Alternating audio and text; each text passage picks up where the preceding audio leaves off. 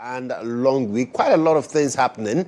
And let me just start from yesterday, where we're told that the sentence of Nana Agada has been commuted from 15 years to 12 months. In fact, to 1 year.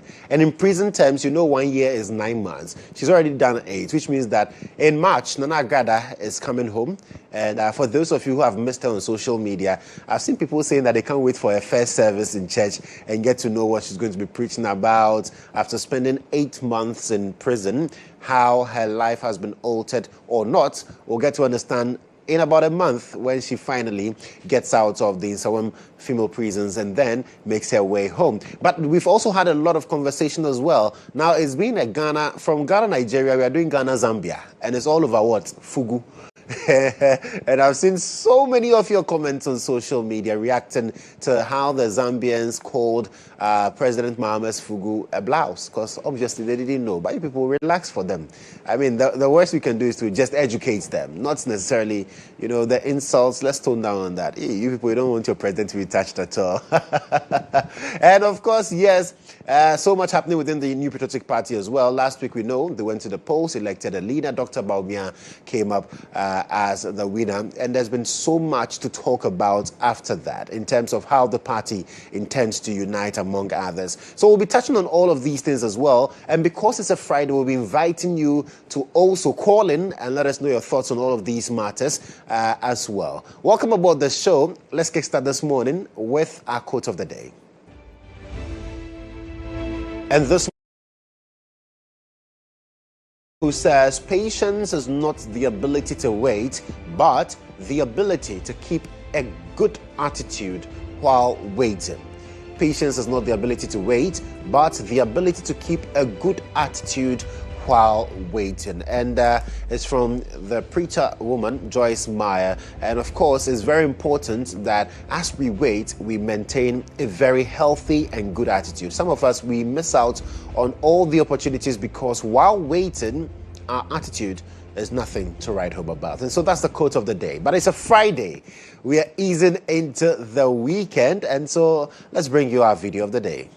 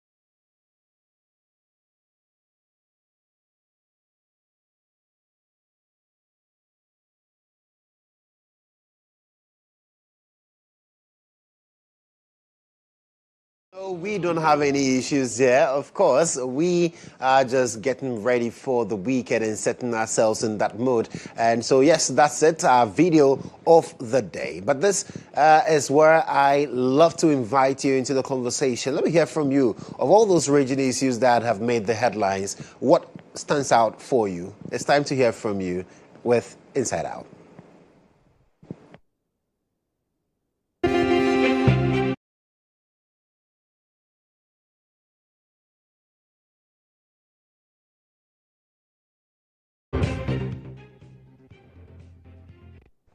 Right, so this is where we get to hear from you as well. All the things that have been running through the week, all the issues, the big issues from even President Mahama commissioning an inquiry into claims of, scholarships and all of that as raised by Kofi Mensah. We're told that he's been invited by the NIB. He says, well, he's not been arrested, as was put out there earlier. But then quite a number of issues as well. Nana Agrada has a sentence commuted from 15 years to 1 year, which means that she's coming home in a month. In the month of March, Nana Agrada will be home.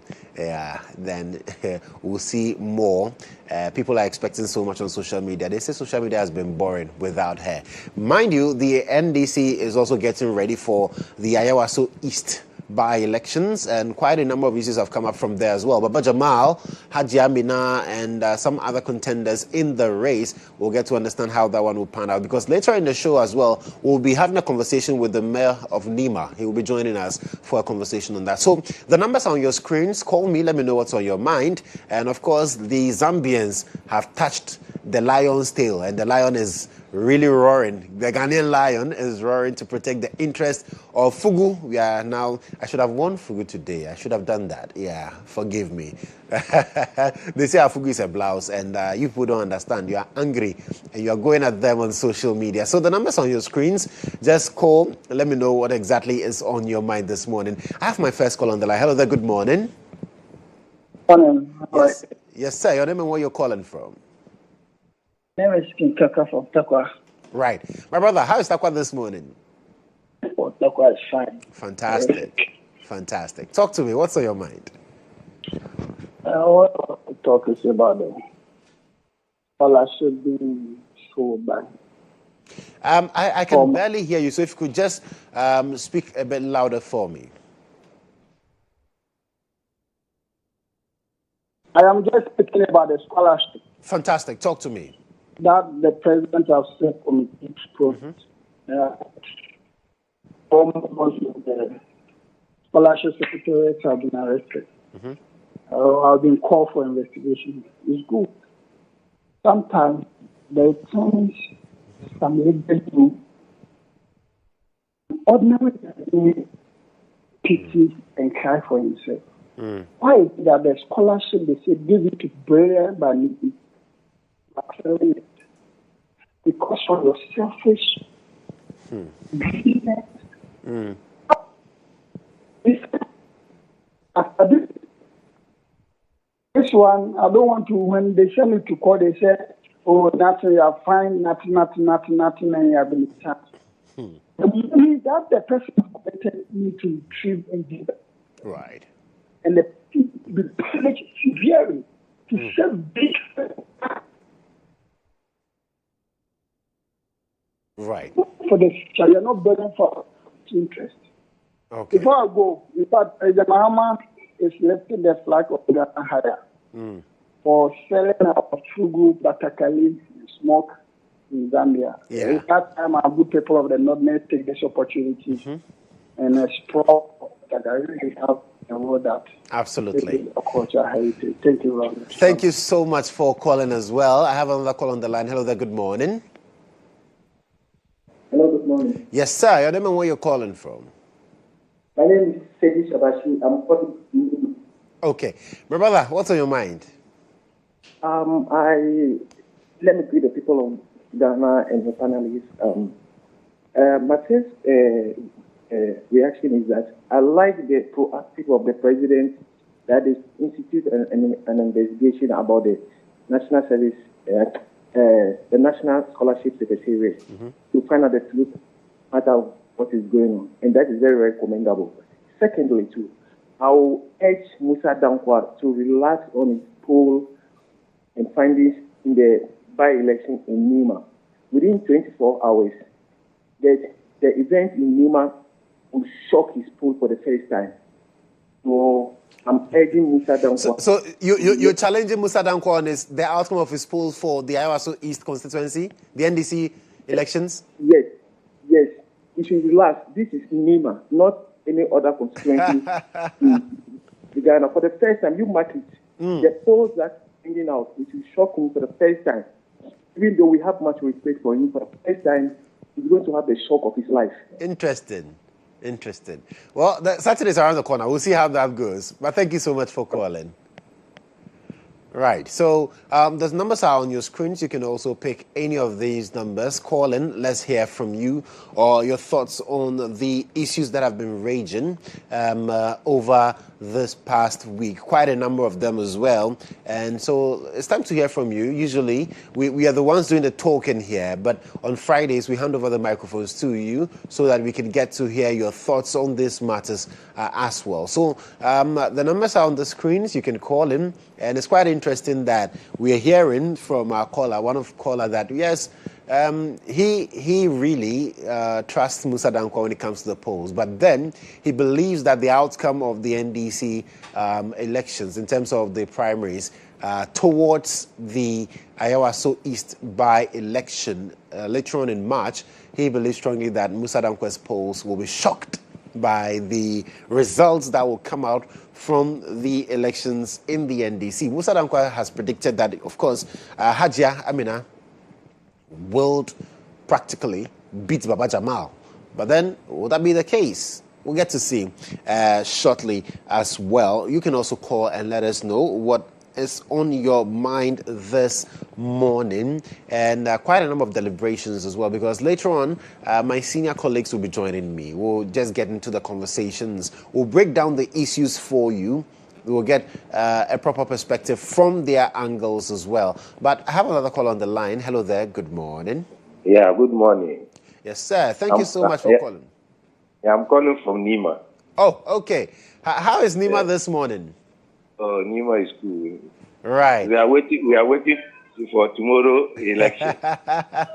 Inshallah, Baba Jamal is going to win. Oh, but you've seen Musa Dankwa's polls. He says that Hajia Amina would win. Well, Musa Dankwa is not God. He can make a mistake. Oh, okay.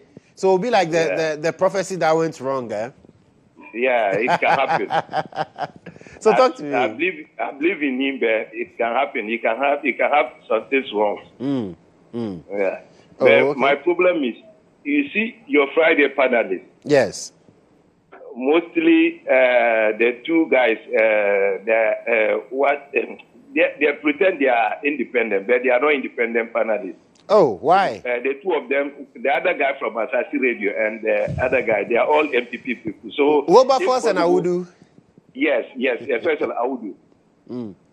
Yeah, so if it can be possible, you should get NDC people to also to represent that at that place. Because but they are journalists. They are journalists. That's why we No. They are. That is the problem that you journalists are creating for us. You will make your mind that you are independent people. If you wanted to vote, if you wanted to support MPP, you can support MPP. But if you are on set, you should make your mind that you are independent person. But you come and certain things that you'll be saying, we want the opportunity to also call into the program and ask them some questions, but we will not get that opportunity. If possible, if after when they are getting to finish, you give a chance to call, so that we also put our mind crossed, so that they will know that what they are doing is not that everybody that would like to. So you try to see if you can help us. Your guy who is working at the station there, you try to help us. Because most of the time, more than getting to 6 months, it's only these two people. You should bring them. You should get somebody who is even a journalist who also aligned to NDC to come and sit there. You see, it's only because he's the only one that the two of them, most of the time, I'm sure this morning you hear what they are going to tell us. So if you get to their time, at times, you wanted to watch the program, but because of what they are doing, it's painful. Right. You see? Yeah. So you believe that Hajia will not win and Baba Jamal will win? No. What gives you that confidence? You know, Nima is a Muslim-dominated community. Hello? Yeah, I'm listening to you. Yeah, so the problem is Nima, most of the time, women in Islam, we don't give them the opportunity. And not that because of this, she have to stay indoors for 3 months, almost 4 months, 3 months, 10 days. And I don't know, because of politics, she have to go with along. Or even if now today, Baba Jamal was in PT. So Musa Dankwa post, I'm going to shock him this time around. Right. Yeah. Anyways, tomorrow is just closed, so we'll wait and get to see how it goes. In fact, tomorrow I'll come to Nima. I'll come to the constituency myself. And no problem. We are all going to vote. And you know the problem is our delegates. They should not think that moment they vote for a candidate is MP automatically. No. Mm-hmm. When you bring the candidate, now everybody is going to vote. So you should think about the people that everybody wants. Don't think about the people that, because of you, take some small money and vote for a candidate. You see? That is how our delegates, so they should even expand that delegate. They should even take it up and let everybody vote. Why are you putting delegates and allow some few people to decide for some people? Okay. What Nyao Tabakul and those guys who send the matter to Supreme Court, because I support them. Because how can you even allow somebody some few people to decide for the whole country? We should all vote. If it is, we need your mama, we need your mama. If we don't need Akupado, we don't need Akupado. If we don't need Bofme, we don't need her. This is why we should do it. Not just get some 20,000, 200,000 people to decide for us. Okay. It's not fair. And we are getting to 40 million, and about 200,000 people to vote for us. Now. Okay. Yeah. Well, thank you so much for calling us this morning. You can also have that opportunity to call in and share your thoughts with us as well. Help us appreciate exactly your perspectives to the matter. And the people we bring you on Friday, they don't come here on partisan lines. You see, they are journalists. They have their own independent lines of thinking. So if it aligns with a certain political party, well, we are all entitled to that. You understand? Anyways. Well, we have another call on the line. Hello there. Good morning. Good morning. Your name and where you're calling from, please? I'm Sedu. I'm calling from Tamale. Okay. Sedu, what's on your mind this morning, my brother? Yeah, please, as the last caller said, those two journalists, I think they are not independent. Oh, why? Yeah, the way they are discussing, they are always fighting for NPP. Oh, but that's their thinking. You cannot fault them for that, right? Sometimes they say journalists are independent, but for them, they just watch them, the way they are speaking. Right. Well, they'll be here. They'll be here this morning. I'll ask them if they are MPP. Yeah, you ask them, but they won't tell you the truth. Don't tell you the truth. You don't tell me the truth there? After the voting, yeah, I think Baba Jamal will take it. Oh, you think Baba Jamal will win? Yeah. But Musa Dankwa is predicting a win for Haji Amina. Oh, after Nima, those areas there, their money, they are underground. They call Baba Jamal to come back to contest. Oh. Right. Yeah, it's those people who call him to come back.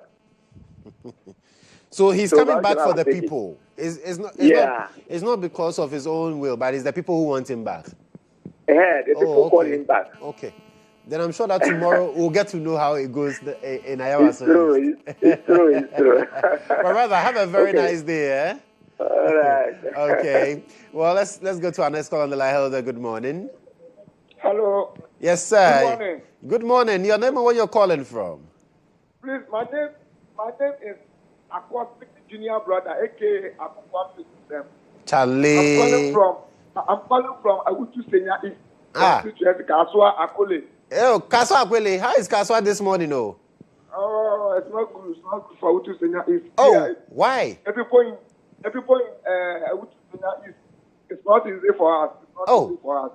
Oh, but one of my producers is he's from the constituency. It's not good. It's not good for us. But he says Kaswa is doing well. Let speak Manakola, please. Minya Kechi na wonto. Minya, the say, I'm for GHOne. Ejuma pa mobo. Amen. The say, Makata say, your papa, Chairman, I said to Ketia, and to Mahama. Someone told me and share Kaswa NDC, NDC, our Kaswa, NDC.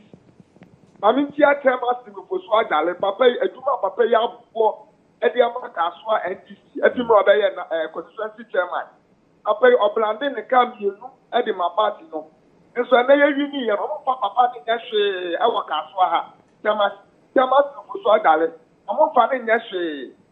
Master, Tomba Kaswa, the Tia Koso, our Kaswa, the Tia Koso, MCA, MPA, that executive, no, ye did your papa. That executive, ye did your. It's a John Mahama. Any assembly with ya, I'm not John Mahama and check as well, a big a player to how I put a player to how I put me. Ubak as well. She also, she and this year, boom, our Kaswa. You can't ask my Chamadali there. I'm not finding that she Chamadali. Now, what's it, MP no more, say? Hello? Well, unfortunately, we lost him there. Well, he is basically lamenting about the state of the NDC in the Ewutu Senya East constituency. And he says in Kaswa, for instance, the NDC is becoming very invisible. At a point, the MP, the MCE, very invisible. And the chairman, the party chairman in the area, he says, he's lost in the scheme of things. And so the president and the chairman of the party need to pay attention to the NDC in Kaswa. Else, the NDC will collapse in the Ewutu Senya East constituency. Well, we have another call on the line. Hello there, good morning. Hello? Yes, sir. Your name and where you're calling from? I'm calling from Tamale. Yeah, please. Right. And your name? Yeah, my name is Abu. Okay. Abu, what's on your mind? Yeah, in fact, actually, I don't know what is the name what Jama is coming to do. Sometimes he's not one of the editions in Nigeria. Yeah, he's the High Commissioner to Nigeria. So he's come to do what? He wants to contest and become MP. He wants to leave. Mensah. Please, that is why we are always saying that the greenness is too much. The greenness is too much. You have got your petition, hold it. Another man will also come and, contest this thing. You are coming to contest again. You see, sometimes in this, I don't know what is wrong with us. They should let the lady go, or the rest. It's fine. But Abu, we are told that it's the people who want Baba Jamal, and that's why he came. They called him to come and contest. It means that the people call him to come and contest. And that's what we are hearing. Wow, I see. Well, we wish him the best. Well, yeah, this is what it's now. Yeah. Okay, Abu, thank you so much for calling, and do have a wonderful day. Right, so tomorrow that election will take place. We'll get to know who would represent the NDC in the by-election, which has been slated for March this year. We'll get to understand who will represent the good people of Ewutu. You see, the Kaswa people have come to support that thing. Ayawaso East constituency in Parliament. Following the demise of their MP, Nasser Toure, we know that the leading contenders in the race would be Baba Jamal, who is Ghana's High Commissioner to Nigeria, and of course the widow of Nasser Toure, the MP, the late MP, I should say, Hajia Amina Adam. But then let's get back on the phone lines and speak to more of you. Yes, sir. Good morning. Good morning. How are you doing? I'm doing very well. I hope you are well too. Oh, nice. Within the Eric Jesse, the Kasafi Kaswa Akole. Oh, Eric, Waba. The Kasafi Kaswa Akole. Yo, Eric, Mentio. I am say, Minya Bakubi Befre about Kaswa issue. Or see NDC new go. Minya, the attorney said, Mestre, the Minya can Sapa Pepe here. Uba Kaswa NDC, said John Mahama, and you are said Kitia. So a man found 1 night and see from a party, the group, and walk Kaswa. Minya, So what back Jeffrey Maya to Abaye one back as NDC Jenny Kaswa, NDC Kaswa. A player, and so let's 2 hours. No, Casa constituency chairman. Chairman Steve Koswa Dale. No, finding that she our Kaswa. Hey, I saw be a cancer. Your friend and so you so West now, Pepe, say Munfa chairman in your she or Kaswa. I want to Kaswa, and then Panama per se, Yama Kaswa for. And this is GHOne, Momla Kaswa. Mombla Kaswa. Me produce a bit ho enti ya be suma no. Now obeshe party no. Papa constituency chairman nya she. Mama she ya. Branch executive akomo di ya papa. Oh. Branch executive akomo di ya. Abra ma ban wo power. Obi ya ba branch executive. Oh. Papa. Oh. Yenya ni tia say I said tia beba Kaswa Wednesday. So we are the demonstration based piano quite. I said look at Abutre. So I say I demonstration based piano. Oh. My Wednesday. Because the word yeah. And you offer to turn your man Sababa. And then the demonstration based piano Wednesday. I said look at Well, Eric, me da se bebre. So the Kaswa people, the Kaswa NDC this morning, they are on fire. And okay, my last caller. Hello, good morning. Hello, good morning. My brother, are you calling from Kaswa too? No, from Tamale. Okay, your name, please. Yeah, I'm Zero again. I wanted to tell you about your station, please. Okay. There is no, you just vanish inside Multi TV in the northern region. Northern region, we are not seeing you inside Multi TV, please. Oh, okay, Seru. Yes, for the past week, you are not in Multi TV. Oh, okay. We'll work on that so that you can get access to us. Thank you. Thank you so much. Well, let's see if we can get my final caller on the line. And as we wrap it up this morning. Hello, good morning. Okay. Well, right. So that's it. Thank you so much for calling. Today has been really exciting. You see, at least we gave you a lot of time for you to express your concerns. And then our brothers from Kaswa NDC, they also joined in and told us exactly what is happening in that constituency. But let's look at what the papers are reporting this morning.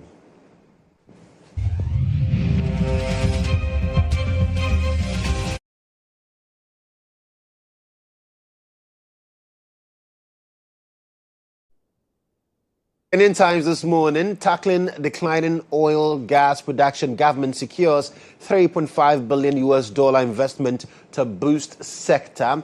And we have a picture of the sector minister, the Minister for Energy and Green Transition, Dr. John Jinapo. There's also Ghana-Zambia committed to economic cooperation. President Mahama in that picture with the Zambian president. And Kokma suspends burials at Osu Cemetery. Indeed, we got some news about what is happening there, where we are told that some graves are exhumed. So people are taking the bodies out of the graves and selling it to other people. Agrad had to walk free in 4 months, and as High Court cut sentence from 15 to 1 year. But we know that in terms of prison sentence, 1 year is 9 months. So next month she's coming home. That's the Ghanaian Times for you. The Informer newspaper, government's planned airports rename sparks controversy. Yeah, we even forgot to talk about that. And Gabi applauds Sapenyo marking a minority for holding government accountable. There's also Africa's future lies in unity and strong institutions, not isolation, according to John Dramani Mahama. Sit up or face dismissal in March. The Minister for Local Government is warning MMDC East. And then CJ demands action against Chinese galamseyers is also captured on the front page of The Informer. The Daily Searchlight this morning. Pay cocoa farmers immediately, according to the minority. Mahama turns serial caller in Zambia. Okay. And then Ghana and Zambia seal visa-free travel deal and push for deeper African integration. There's also businessman in court for allegedly threatening police officer with pistol. About 250 illegal border routes threaten Ghana security, according to the Interior Minister there.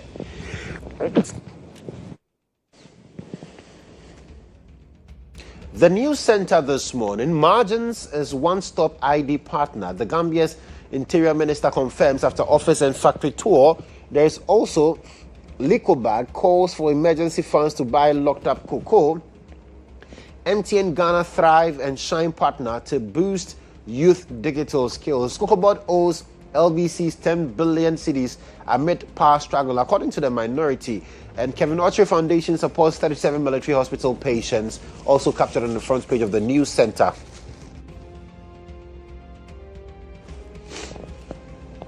Let's check out the Daily Statesman this morning. Women leaders propel AFCFTA forward at 2026 Africa Prosperity Dialogues. Pay our cocoa farmers, minorities charging the government there. MCE, 88.8% of Oda market shops returned to original owners. And victimization at DVLA, union chair hounded for championing workers' interests. And there's also MIF complaints to Jubilee House after failed bid to rewrite accounts. And Nanajwa Hackman urges Africa's youth to harness demographic advantage. The Daily Graphic, President moves to stop asset looting, shifts power from executive to parliament. There's also Nation Secures Trade Lifeline with US AGOA renewal. There's also 5 aspirants chase Ayawaso East NDC ticket tomorrow. BOG rules out GN Bank license restoration. Agrada's 15-year sentence reduced to 12 months. Captured on the front page of the Daily Graphic. The Daily Guide this morning, banner headline, MPP VIP talks premature. That's according to Samuel Abujinapo. There's also MPs clash over 24-hour Economy Authority bill. NNEST Metal seeks reopening amid probe. NIB questions ex-NEIP boss over scholarship for sale claims. Court slashes Nana Grade's 15-year jail term to 12 months. That's the Daily Guide for you. The Chronicle, Apanyo Makin yells, Mahama's government has betrayed Voltarians over attempt to rename Kotoka Airport. Pay cocoa farmers now, according to the minority.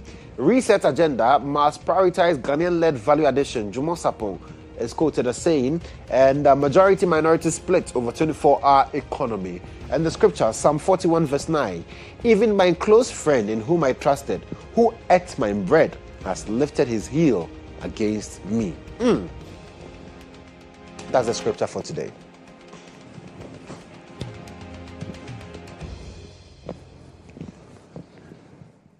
Well, so you can get copies of these papers and get details of the stories in there. We'll take a breather. When we return, Jones ADZI will be joining us with the sports.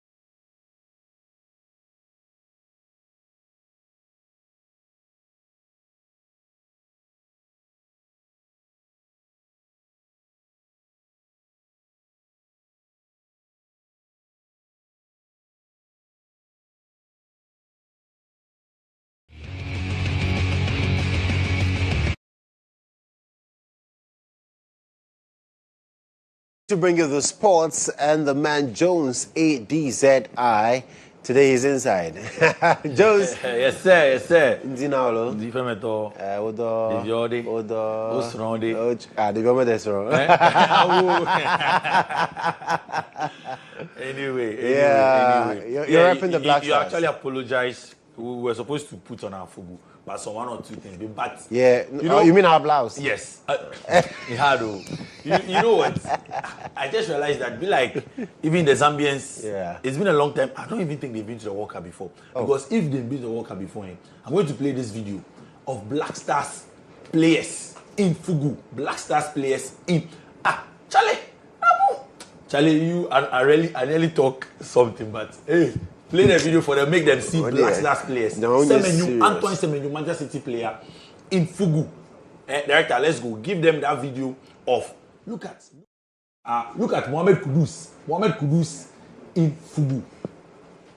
Baba Rahman, Osman Bukari, Elisha Usu and Co. in Fugu. That is it. That's it. Look at Semenyo. Semenyo that plays for Pep Guardiola, Tariq Lamptey in Fugu. So how dare you? So and this video is 2022. So you see, like Zambia is a small village. No. No, you can't say that about Zambia. No. Today, justice for Zambia. No. That's no, you see. Big players. So. No, you see. Odoi, man, it's Odoi. This is Jiku. Black Stars goalkeeper, Lawrence Atizigi. Look at how he's smiling. The Monaco star. No, you see, it's from 2022. This video is from 2022.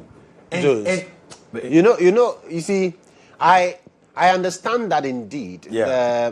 The whole issue. We are paid. The whole issue. We are paid. Yes, PEET.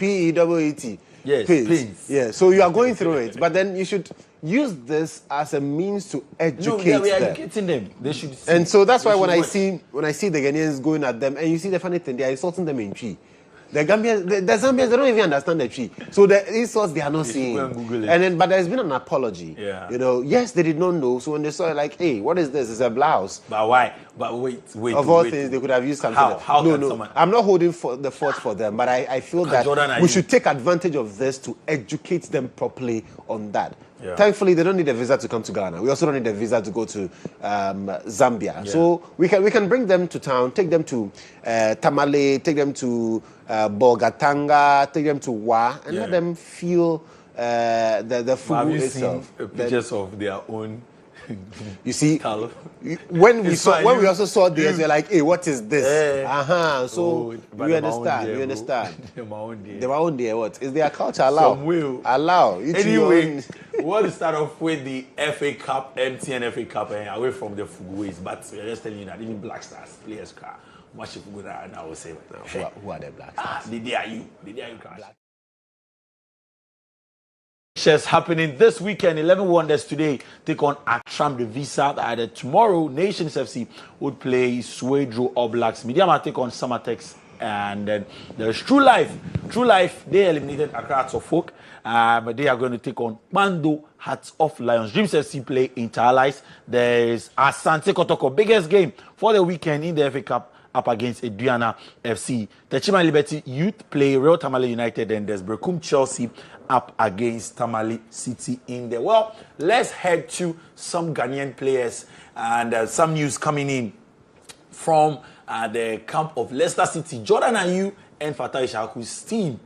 Leicester City, they've been deducted 6 points, and yesterday you get to see some of the visuals in the current table of after they were deducted 6 points. Now, that's the owner of the side, and they've been deducted some 6 points because of some financial breaches there, and so it means that they are now closer to the relegation zone, and if they don't take care, they might be going down the pecking order. And obviously Jordan Ayew and Fatai Ishaku play for Leicester City, but then 6 points taken out from their tally this season after there were some they found out some breaches in their contracts and some of the players they signed and everything that they've been doing around their finances, and it has actually affected them. But that's a wonderful goal scored by Fatai Ishaku in there. Let's head to the Premier League from the Championship and bring you because Manchester United, yes, we are back. Manchester United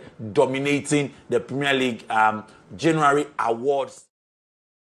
Michael Carrick has been nominated, and then of course there's Sean Dyche, the Chelsea's manager, also nominated, as well as Antoine Semenyo's former manager Areola, also nominated as manager of the month. Let's head to the player of the month because we do have another Manchester United interest there, the likes of Patrick Dogu as well as Ayari, who plays for Bournemouth. There's Chelsea's Enzo Fernandez, Junior Krupi, plays for Bournemouth, and Somerville, yes, he plays for West Ham United. Igor Thiago of Brentford, Harry Wilson of Fulham, and then Florian Wirtz of Liverpool, all making Player of the Month nominees for January. And then Goal of the Month, brilliant goals that happened in January. And then Oli Watkins getting one beautiful one against Nottingham Forest, of course, also being nominated in there. And then this from Harrison Reed, getting that brilliant goal. I think this should be it, but as a United fan, obviously, I would want Manchester United's Patrick Dogu to be in there as well. But this was a brilliant one from Harrison Reed against Liverpool. And then just an overhead kick from João Paulinho, also making it to the Goal of the Month. João Paulinho, who obviously was with Bayern Munich, also getting in the Goal of the Month there. And then this young man, Kostulas, also getting another brilliant one. But then there's one that Arsenal fans don't want to look at. We'll be getting there shortly. But Manchester United, obviously, dominating in the Premier League Player of the Month. So more goals. We'll tell you all about the goals later. We'll have to, because of time, we'll have to leave some of them out. And then let's head to the Premier League fixtures for the weekend. Manchester United obviously have that big game. That's why you see the big man in there, Bruno Fernandes, the best midfielder in the world. Take it or leave it. Leeds United up against Nottingham Forest tonight. And then tomorrow, United take on Spurs at exactly 12:30 p.m. Early kickoff, Arsenal, 3 p.m. take on Sunderland. The first leg ended in a draw. Let's see if Sunderland would have an upset for Arsenal. Bournemouth play Aston Villa. Burnley take on West Ham United as Fulham up against Everton. Wolves welcome Chelsea, the Blues. Newcastle United play Brentford. And on Sunday, Brighton Hove Albion take on Crystal Palace. Biggest game for the weekend is Liverpool taking on Crystal Palace. Let's quickly end off with Ronaldo. Yes, because you heard the issues. Ronaldo refusing to play for Al Nassr because he believes that the Saudi League, they've been unfair. They've been so unfair with the way they give treatment to Al Ittihad and the other teams in there as compared to Al Nassr. But, well, they've released a statement to Ronaldo telling him that, Charlie, there's no one bigger than the league. There's no one bigger than the league. And there you see the breakdown of the transfer and the wage bill of Al Nassr as compared to the other clubs. In fact, this comes on the back of the signing of Karim Benzema. And guess what? He scored a hat-trick yesterday. And more pains for Cristiano Ronaldo. Let's see if he would actually play tonight, or he's still going to say that he's protesting the treatment of Al Nassr in there. So more on that on the game today at exactly 1 p.m. If you're a radio lover, of course, join us for the Star Sports Digest at exactly 12:30 with myself and Benghazi on Star 103.5 FM. Joshua, Kruya. Yesterday, I watched. I missed, eh? Oh, I watched. Oh, yeah, no, I watched, but I wasn't here. Yeah. So when the ladies came into the studio, I didn't know she would come with the ladies. Oh my goodness! If not, would have. But the macho man, why? I did shock. The macho man. If you go out there and you say macho man, must run. Charlie, run. But I have a mat. I doff my hats off. You know. There's a new anthem now. Kruya. I'm waiting for an artist to just put a beat tonight. Kruya. There's a beat, but we're waiting for the song. Okay. Yeah, okay. We'll wait for that. Jones, do have a wonderful weekend. That's Jones ADZI, my brother from Ho Dome. And so good morning to all people in Ho, my family in Ho as well, and Jones' family as well. We'll take a break. When we return, we'll have a conversation with the two gentlemen and Ibrahim Alas, and the two that people have been talking about. They will come. We'll find out where their loyalty lies. We'll be right back.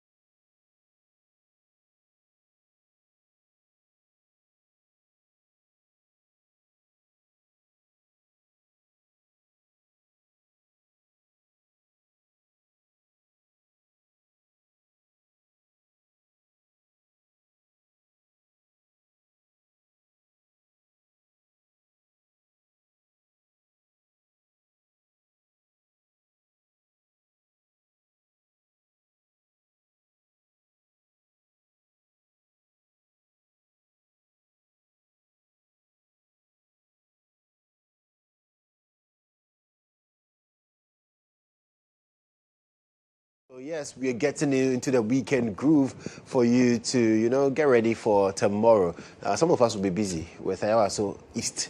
We want to know what's happening there tomorrow in the NDC. But like we always do on Fridays, we get conversations going with my seniors in the industry. Ibrahim Al-Hassan, no stranger here. He is the head of our current affairs desk.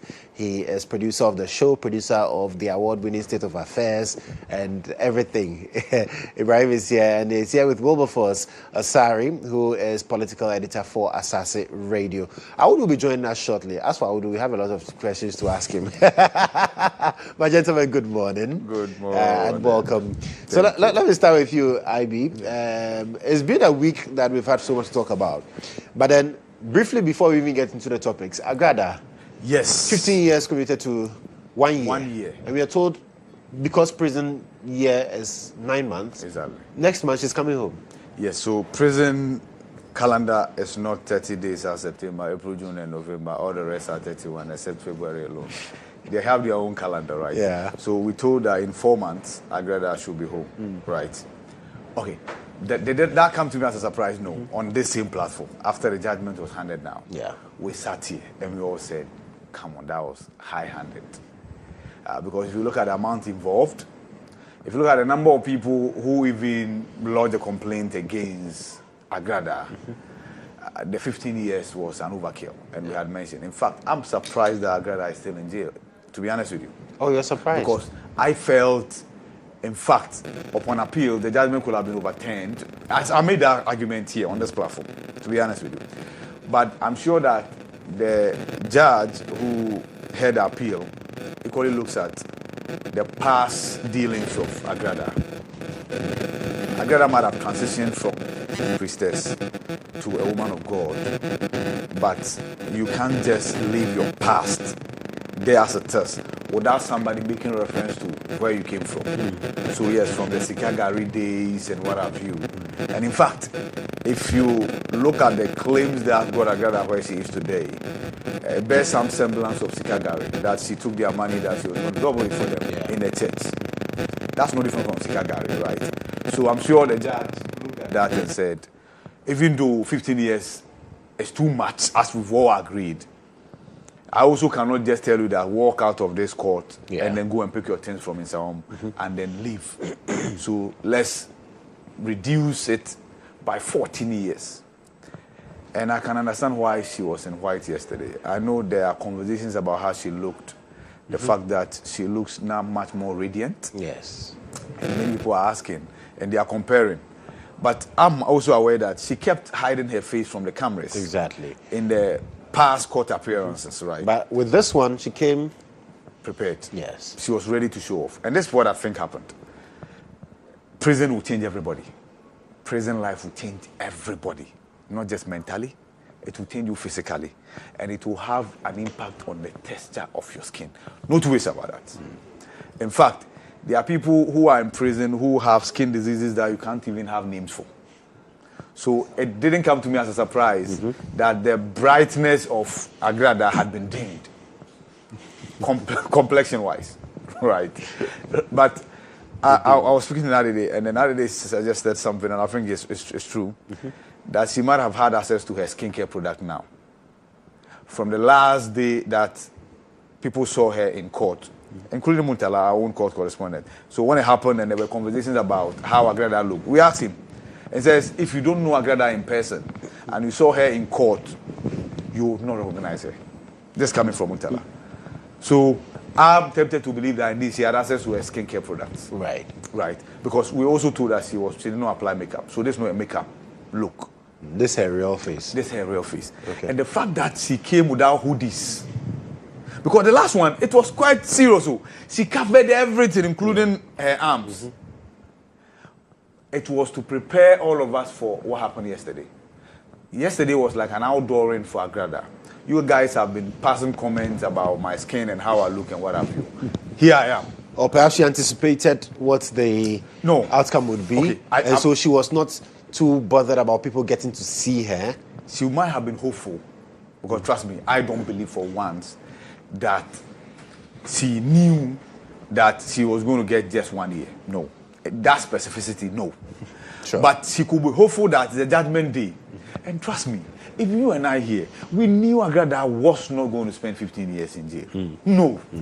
In fact, like I said, I felt she has spent much more than even I expected her to spend. Okay. So she was hopeful. And there are many people who were saying that it was not Agrada. And that it in the past, it could have been her body double, right? That the one who showed up in court was not Agrada. Come on, let's get serious. It's not possible to appear before a judge when your matter is not in court. Yes, let's get serious. A criminal proceeding like this, and you expect Agrada to be substituted? No. Like I said, she had taken cognizance of the comment on social media about her looks. Yesterday, she prepared and said, "I'm not going to cover up.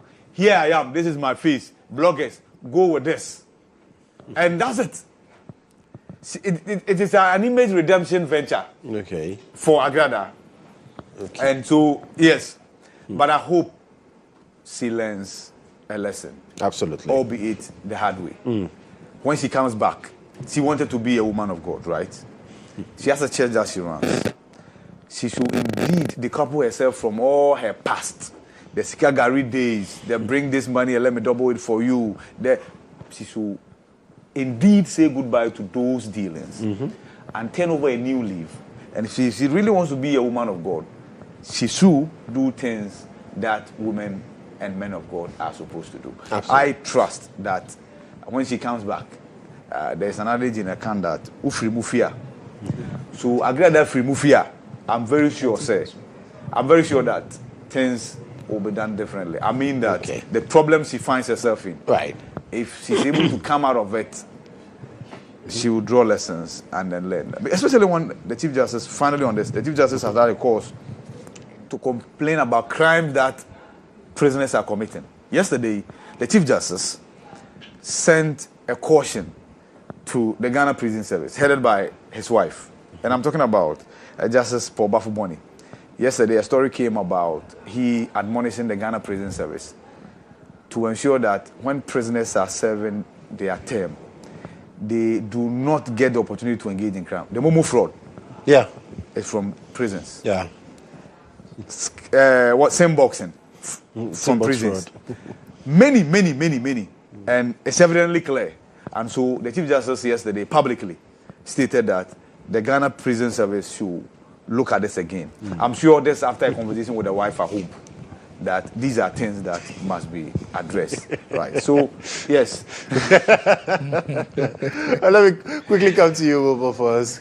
Council, Nana Gada. Ibrahim is talking like he's in the house. This is the house. So that after a conversation with his wife. Oh, no, of course. That's how I want to be. In fact, you don't want to be in such places. Okay, so, the Agrada issue, it was, I don't know, I'm trying to find a word. When the sentence was handed over to her, I remember when the court came to the conclusion and they sent her to go and do a pregnancy test. Anybody who understood that direction of the court knew that the lady was going to jail if she came back not being pregnant. If she was pregnant, then that one, the judge couldn't have sentenced her. So when I heard it, I said,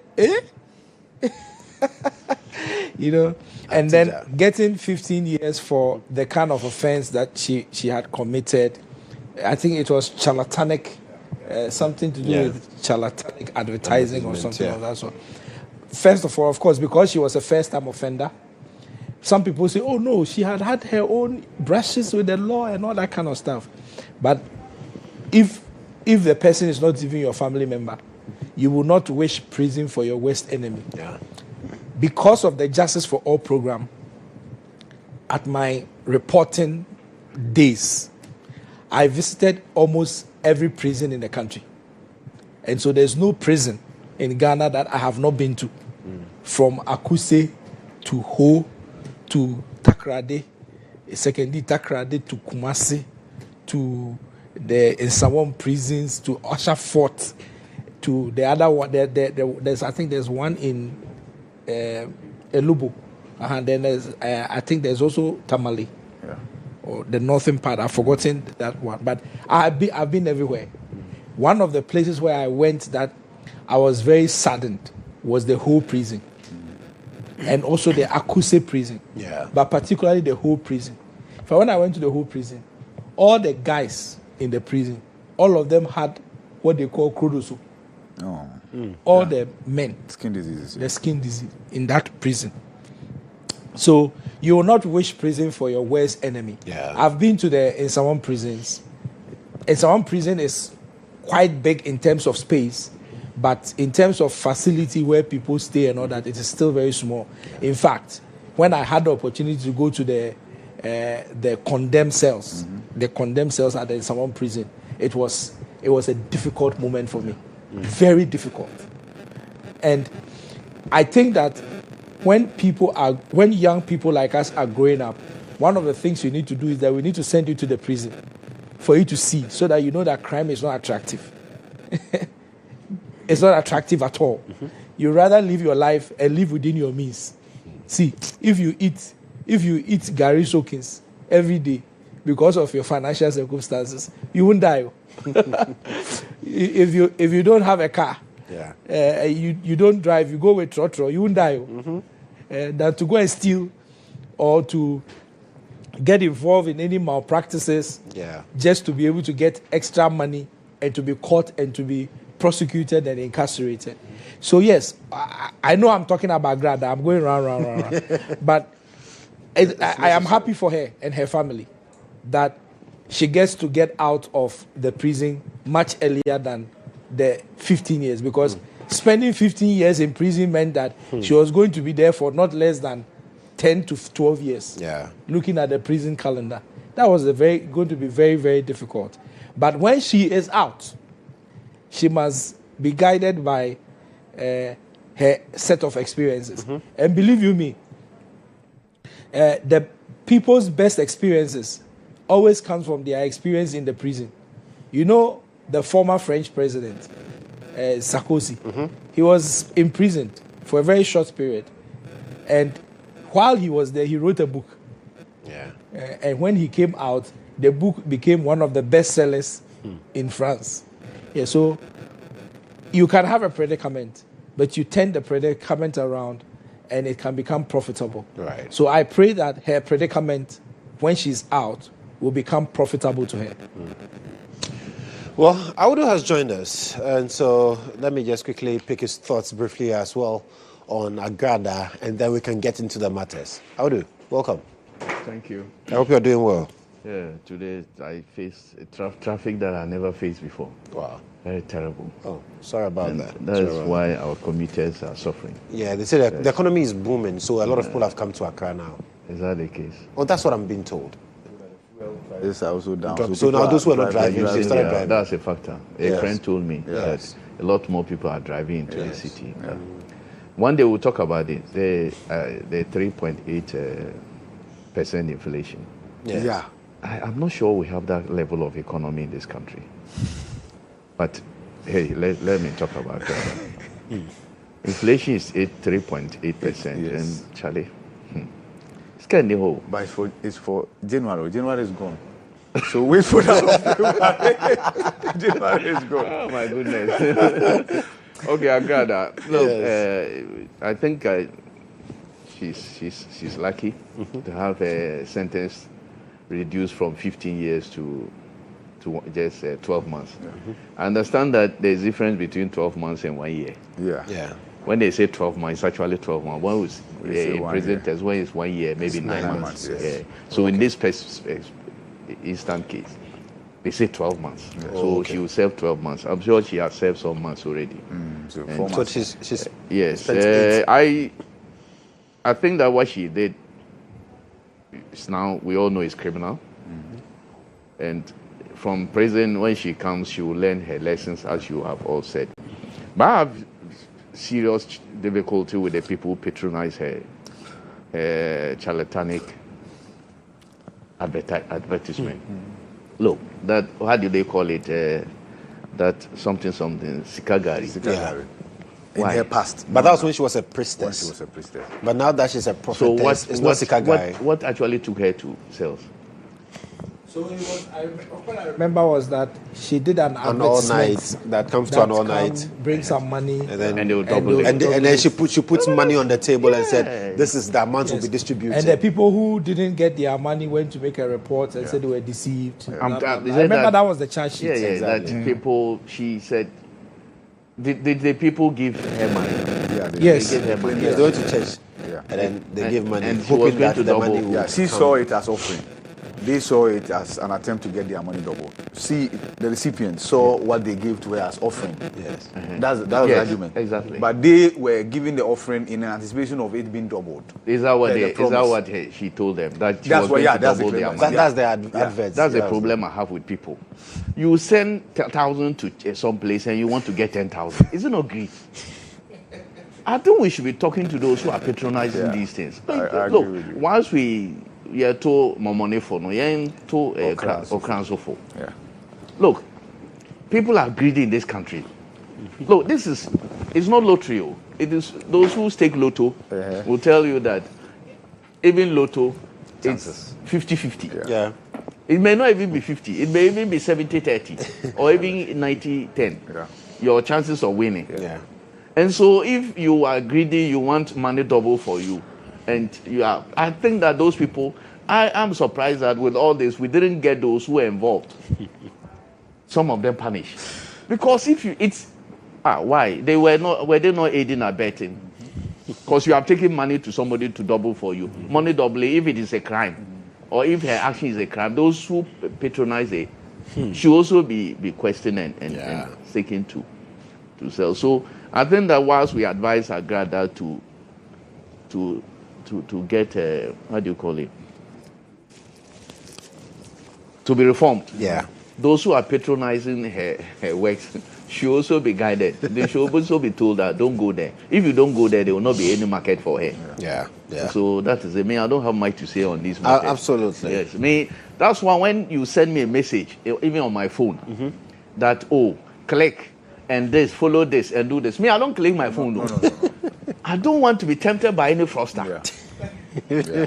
I don't want to be tempted at all. No, if I have my 10 CDs in my pocket, I'll keep it. Okay with that. I will not want to turn my 10 CDs to 100,000, which is not lawful.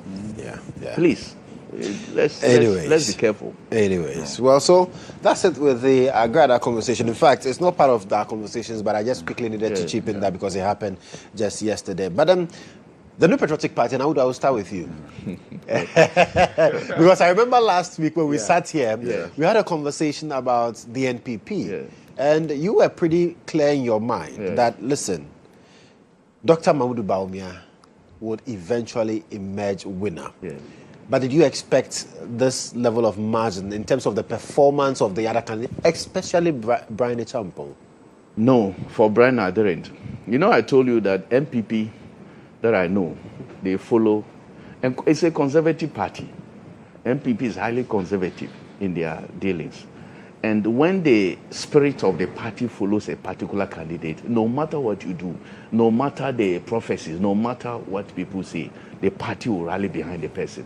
And I said that if the people followed the tradition, Dr. Bawumia was going to win. And thankfully, they followed the tradition. They followed what NPP delegates have been doing. And Dr. Bawumia was elected.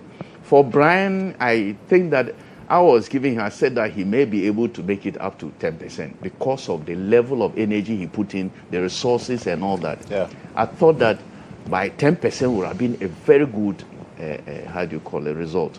And so when he got 18%, I said, wow. It became a 3-horse race. And I have seen people say that, DMB got 61% the last time and it dropped to 56%. But I think people are not paying attention to the details of this election. They are not. We've never had any 3-horse race in this country, either internal party elections or general elections. We have never had. And this was what happened, a 3-horse race. Any person in any election that would have gotten 10% in any election, would have taken the thing to second round, even in our general elections. And for him to get 18%, and yet DMB got 56%. And if you look at the win, if you even look at the figures, the last time DMB, between the first, he and the runner, the second person, the gap was about 24% or less, about 24% thereabout. This one, that it even dropped to 56 that people are talking about. The gap between him and the second person is about 33%. Yeah. So that is a massive win, a jump in terms of percentage points. But what is even more grounding that DMB has actually been endorsed overwhelmingly if you look at the details of this result. Look, in this election, DMB got, out of 276 constituencies, he won 232 constituencies. And that's 84% in terms of spread. That's 84%, which he never got in 2023. If you look at it, out of the 200, and he won, as usual, the last time he won 14 regions. This time, he also won 14 regions. But look at this. This time, out of the 14 regions that he won 9 regions. He won all the constituencies in 9 regions, which never happened the last time. He won 9 regions, all the constituencies in 9 regions out of the 14 that he won. And you also look at even Ashanti region. The last time Kennedy Ajapon, who was a Ken, got 3 constituencies. This time around, Kennedy got 0 in Ashanti region. He got 0. Dr. Bawumia got 45, won in 45 constituencies. Brian Champon won 1, and Dr. Educhum, won in his constituency. So you see, in Ashanti region, that's a stronghold of MPP. He took almost everything. Then you come to Greater Accra, which is the most populous region in terms of voter population. The last time, Dr. Bawumia won in the region, but he won only 20 constituencies. This time around, you know how many constituencies he won? 32 constituencies. This is massive. This is massive. And the two constituencies that he didn't win, Ken won only 1, which was Amasaman. And then Brad Champon won other constituency. And you again go to one of the regions that stronghold of MPP, Eastern region. Eastern region, the last time, because of Brian's factor, he dropped. Brian got 7 constituencies. Bawumia got 24 constituencies, and Kennedy got 2. Go to Western region. The last time, Ken got 5 constituencies in Western region. This time round, he got 0. Bawumia got all the 17 constituencies in Western region. You go to Central region, the last time, Bawumia got only 4 constituencies. This time around, he got 8 he won in 8 constituencies. You see, and so if people care to look at the figures, it simply shows that Bawumia has been overwhelmingly endorsed by MPP delegates. Forget about 56%. When the general election, if it were general elections with this kind of number of seats that he would have won, it would have been landslide. And indeed, this MPP internal election is landslide for Bawumia. When my senior brother John Mahama won the general election, he won with 56%, right? NDC parliamentary, they won 189. Didn't we say it's landslide? We come to internal election, Bawumia wins with 56%. He wins 232 constituencies. And people say what? He dropped. They are not looking at the figures. They are not looking at the details. So over 40% of delegates rejected him. Over 40%. Are they looking at the people who contested? I have said that. Look, like last time I said that, I don't know whether the year is actually, whether 2002, I'm still not sure, or 2006, where NDC had competitive primaries. NDC has never had any competitive presidential election primary. Never. Only the year Kwesi Botwe and co. participated with contested males. That was the only year it was a bit competitive. Even that, I'll say it was noise, because eventual winner won with some margin. Right. And the other one, people mentioned Fonka Games. All was full of noise because it wasn't competitive. A competitive game that will produce 97% and 3%, how can that be competitive? That's not competition. It was all noise. Fonka Games was full of noise. But look at this election. Look at this election. The third person got 18%. Never probably in the history of this country that you go for an internal election and the third person gets 18%, and then the second person gets 23%. The winner gets 56%. In any election, with this, the third person gets, as I said, 18%. It would have gone into a runoff. Right. But that didn't happen. This shows that Bawumia is deeply, now he's a man in MPP. He is overwhelmingly endorsed across the country. Right. There's no region that he has not performed. Even the central region that candidate came from, he performed well. The Eastern region that another aspirant came from, he performed well. And as for the strongholds and the Greater Accra was the main thing. Yeah. Greater Accra was the main thing. Look, it was massive. So it was an overwhelming endorsement of Dr. Mahmoud Bawumia. Right. And this one shows that now he's firmly in charge. And competition is gone. Now there's another, this is the first step. And people will have to rally behind Dr. Bawumia with all the aspirants. And that's why people talk about, and we all talk about unity. Yeah. Right. Now, in every competition, there will be toes will be stepped on because it is a competition. People attack people, and there were responses, and that's the competition. Now the competition is over. You may have to tell your main man that, look, I step on your toes, but let bygones be bygones. Let's come together. If you don't, look, it's already 1 year. You heard what the minority leader said about opposition.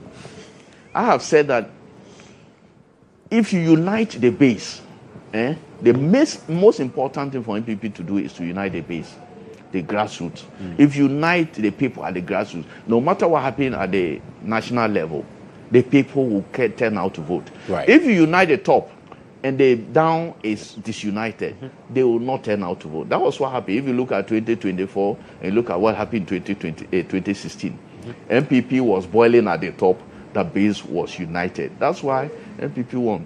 So I take this opportunity to thank the National Presidential Election Committee, the police, the media. It was very peaceful. Yeah. People predicted, some prophesied doom, that they were going to cutlasses and all that. They even said Canada, Japan will pull a gun. It never happened. They said there will be bloodshed. It never happened. And shamelessly, they said those who are against, who said they prayed for NPP. People who never liked NPP said they prayed for NPP. It's shameless. Look, people they should interceded for the party. It's what? They interceded for the party. Why? You don't like me. You want me dead. And yet, when I go to hospital and God has found favor in me to come out to the home, and you say that you have prayed for me. Doesn't make sense. You have been praying for my death. My death. You pray for my death. I go to the hospital, and God sees favor in me through doctors. I come home, and you say that you have prayed for me. Doesn't make sense to anybody. Let's forget of these charlatans, and move on. Look, I think people should learn from experiences of others. And if they don't take time, theirs will be terrible. Their shame will be beyond repairs, and they may hang themselves eventually if their shame comes. They may hang themselves, commit suicide. Those who are predicting doom and praising that they are prophets. Those who are, I'm saying that their day of shame, if they don't take time, they will hang themselves and commit suicide. Okay. And it is coming. I'm also prophesying that day will come. That those shameless prophets who say that they are Alpha and Omega, they make kings. Look, they should learn something from Pharaoh of Egypt. When he said that he was God, he did everything. He killed every baby boy and everything. God showed him that he was God. And those who have gone to Egypt should go and see Pharaoh's body. It's still lying there fresh to show people that, look, when God speaks, when I'm God, nobody challenges me. Okay. People should not claim to be God. Okay. People should not. Thank you. Well, we'll take a break here. We'll take a breather on this religious note. We'll be back and get the Ibrahim and well on the MPP elections.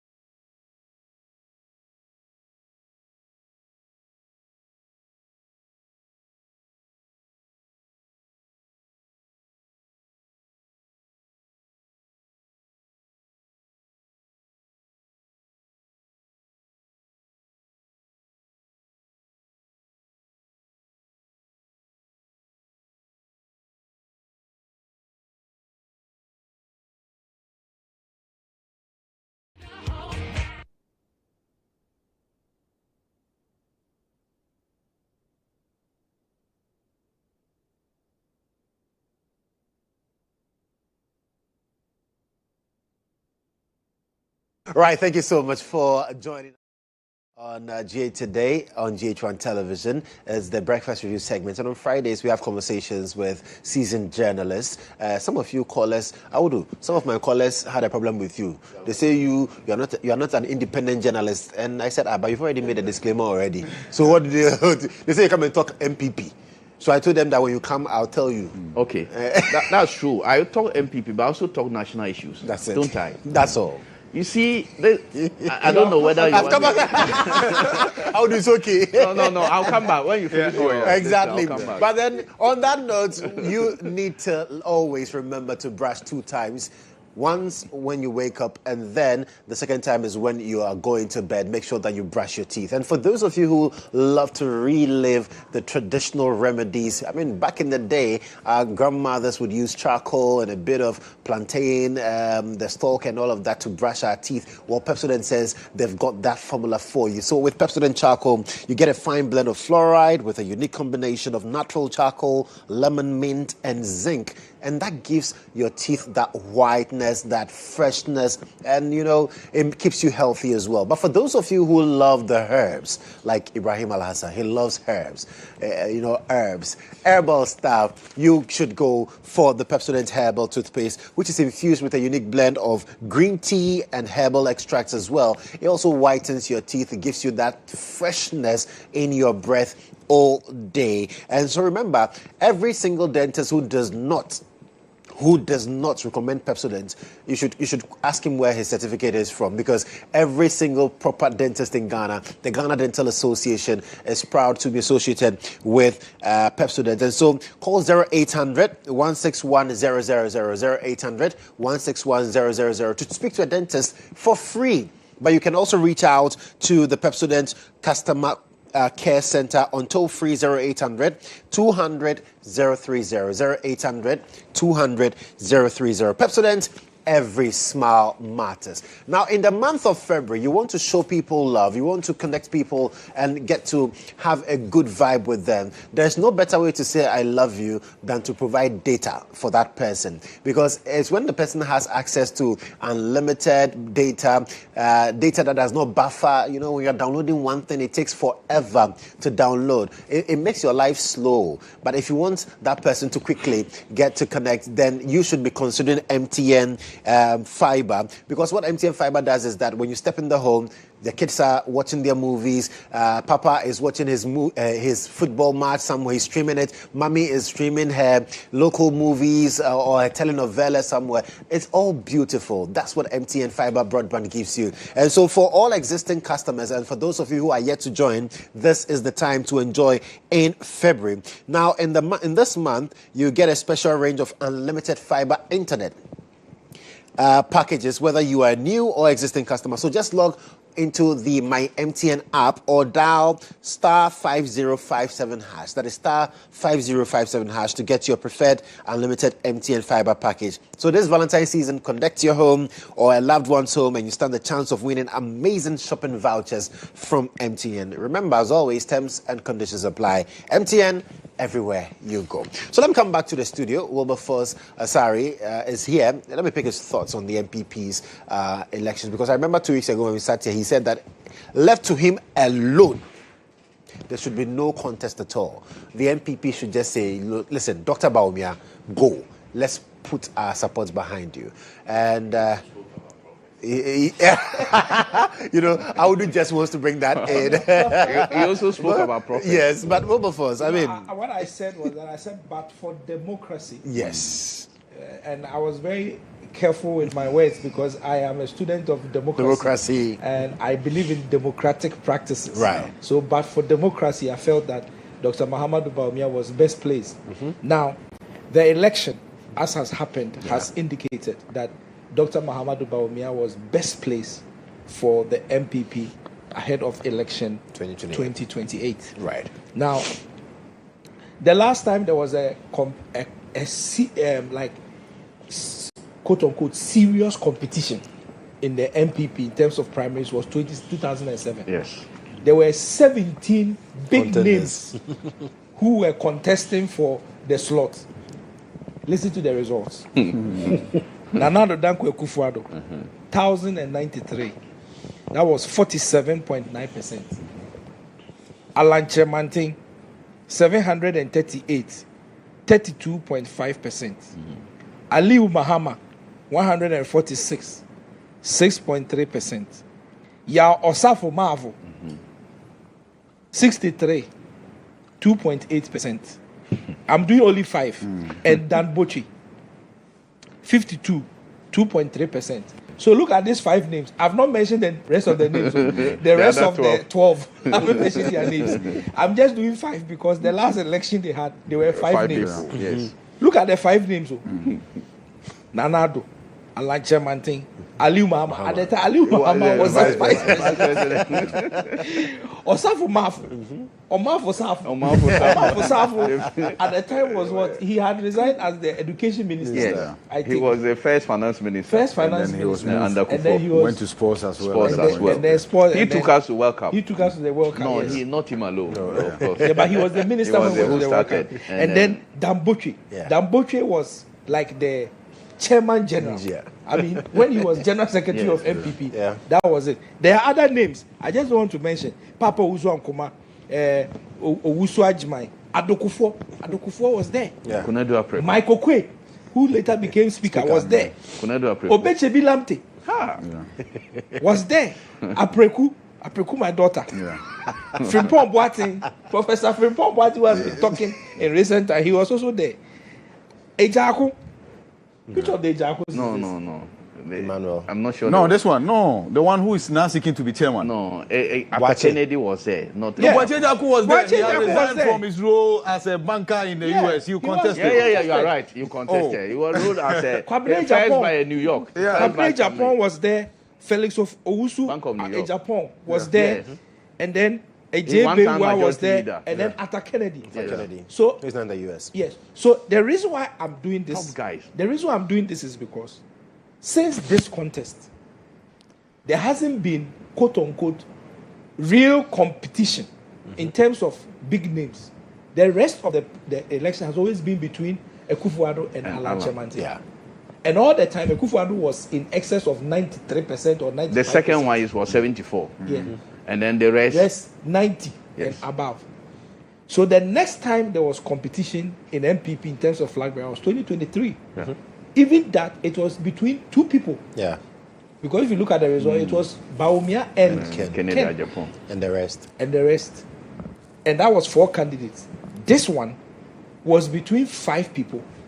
But clearly the race showed that there were 3 strong people. Of all the results, even when there were these big names, the 3rd place candidate, he was the sitting vice president. He couldn't get more than 6% of the votes. That's 2007. Okay. Now, you go for an election, and it is between 3 people. The first candidate gets 56. The second gets 23. Yes. And the third gets 18. The difference between, compare the difference. Alanche Manting had 32. Yes. He was second. Yes. The third had 6%. Yes. So compare it to the results of this one. The first had 56. The second had 23. The third had 18. It should just tell you that the elections that the MPP went, this recent one, the other 2 candidates who pulled 23 and 18%. They pulled that because of their constituencies in the party. Yeah. Sure. But and you cannot discard the fact that they have constituency. Sure. They have constituency. And it's because of their constituency. Where did they get the votes from? Check where the 2 other people got their votes from. Yeah, Brian Those are their Kent constituencies. Yeah. Okay. So every political party has members who have constituency. And when they are going for election, it will show that they really have constituency. So Dr. Brian Champon has constituency in the party. Kennedy Japan has constituency. But Dr. Bawumia has the largest constituency. And that is the reason why he got the 56% that he got. Now that 23 plus 18, which is a 41. Little above 40, is about 44 41. Or so, or 42, whatever you want to call it. It's what you said, 41. Yeah.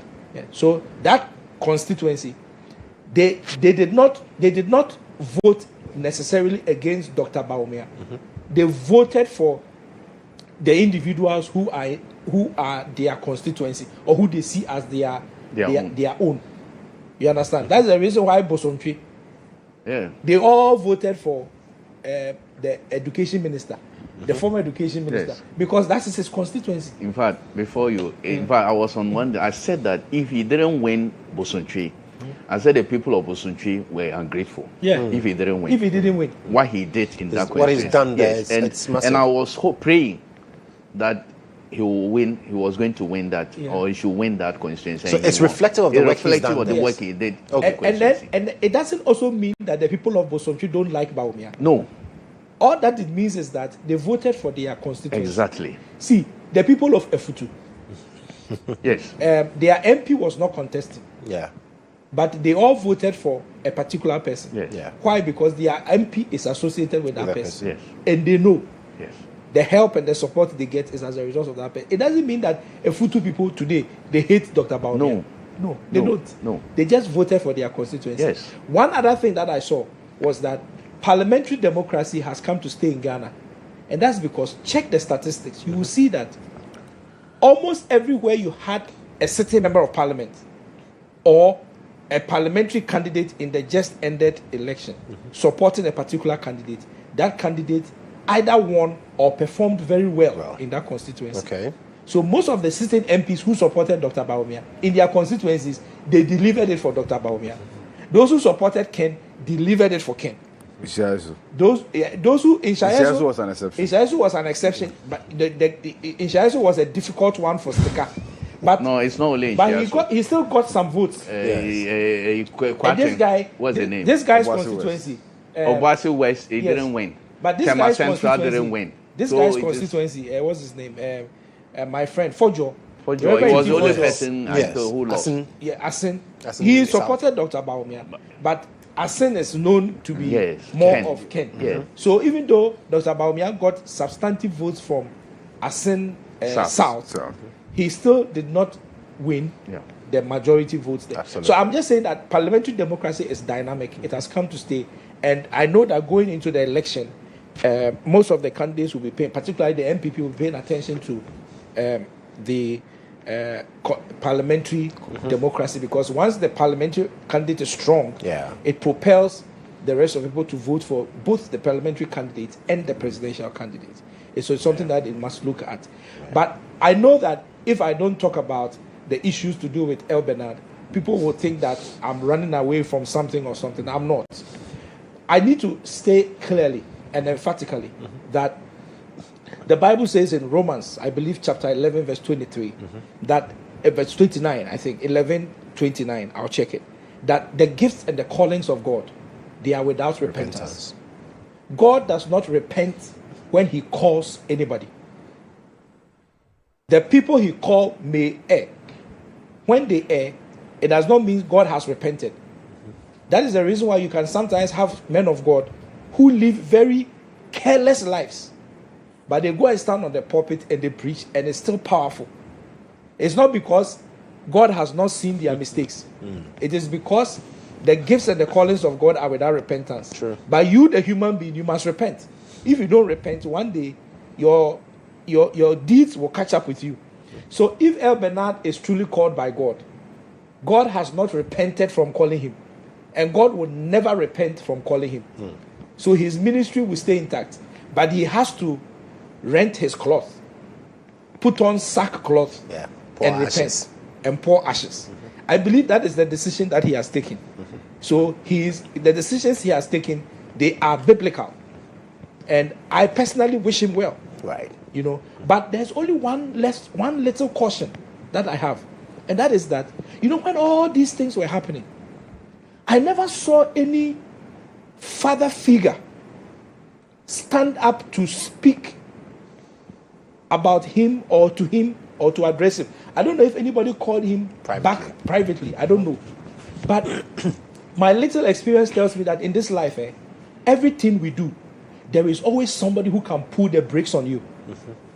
If you are a person, no matter how powerful you are, no matter how spiritual you are, if there is nobody in your life who can pull the brakes on you, if there is nobody who can call me and say, will not mention my name, Wilberforce, and call me Hey, or Massa, or you, and pull the brakes on you and say, stop, you can't say this. As we sit on this TV station, there are things we say here. When we leave, there are people who monitor us and they call us. And they'll tell you, Audu, this thing you were saying, I don't agree with you. I know Audu's own. I can mention his name. I have the permission, I can mention his name. I also have people, they will call me and they'll correct me in all spheres of life. In fact, every lawyer in Ghana has a lawyer. Yeah. There is no lawyer who doesn't have a lawyer. Because you see something in the law, you want to go a certain direction, you talk to another person, tell you, oh, don't go this way. You must do this one. Everybody has somebody who pulls the brakes on you. So Duncan Williams will always talk about Archbishop Benson Dahusa. Yeah. Istuanaba will always talk about Duncan Williams. And Reverend Prophet Nanaya Ose will always talk about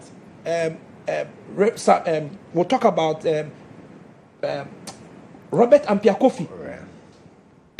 Francis Oben, who is my friend, will always talk about Takia Boy, or will talk about Bishop Ampedu. Everybody has somebody that can pull the brakes on you. If Bernard does not have one, it is my personal advice to him.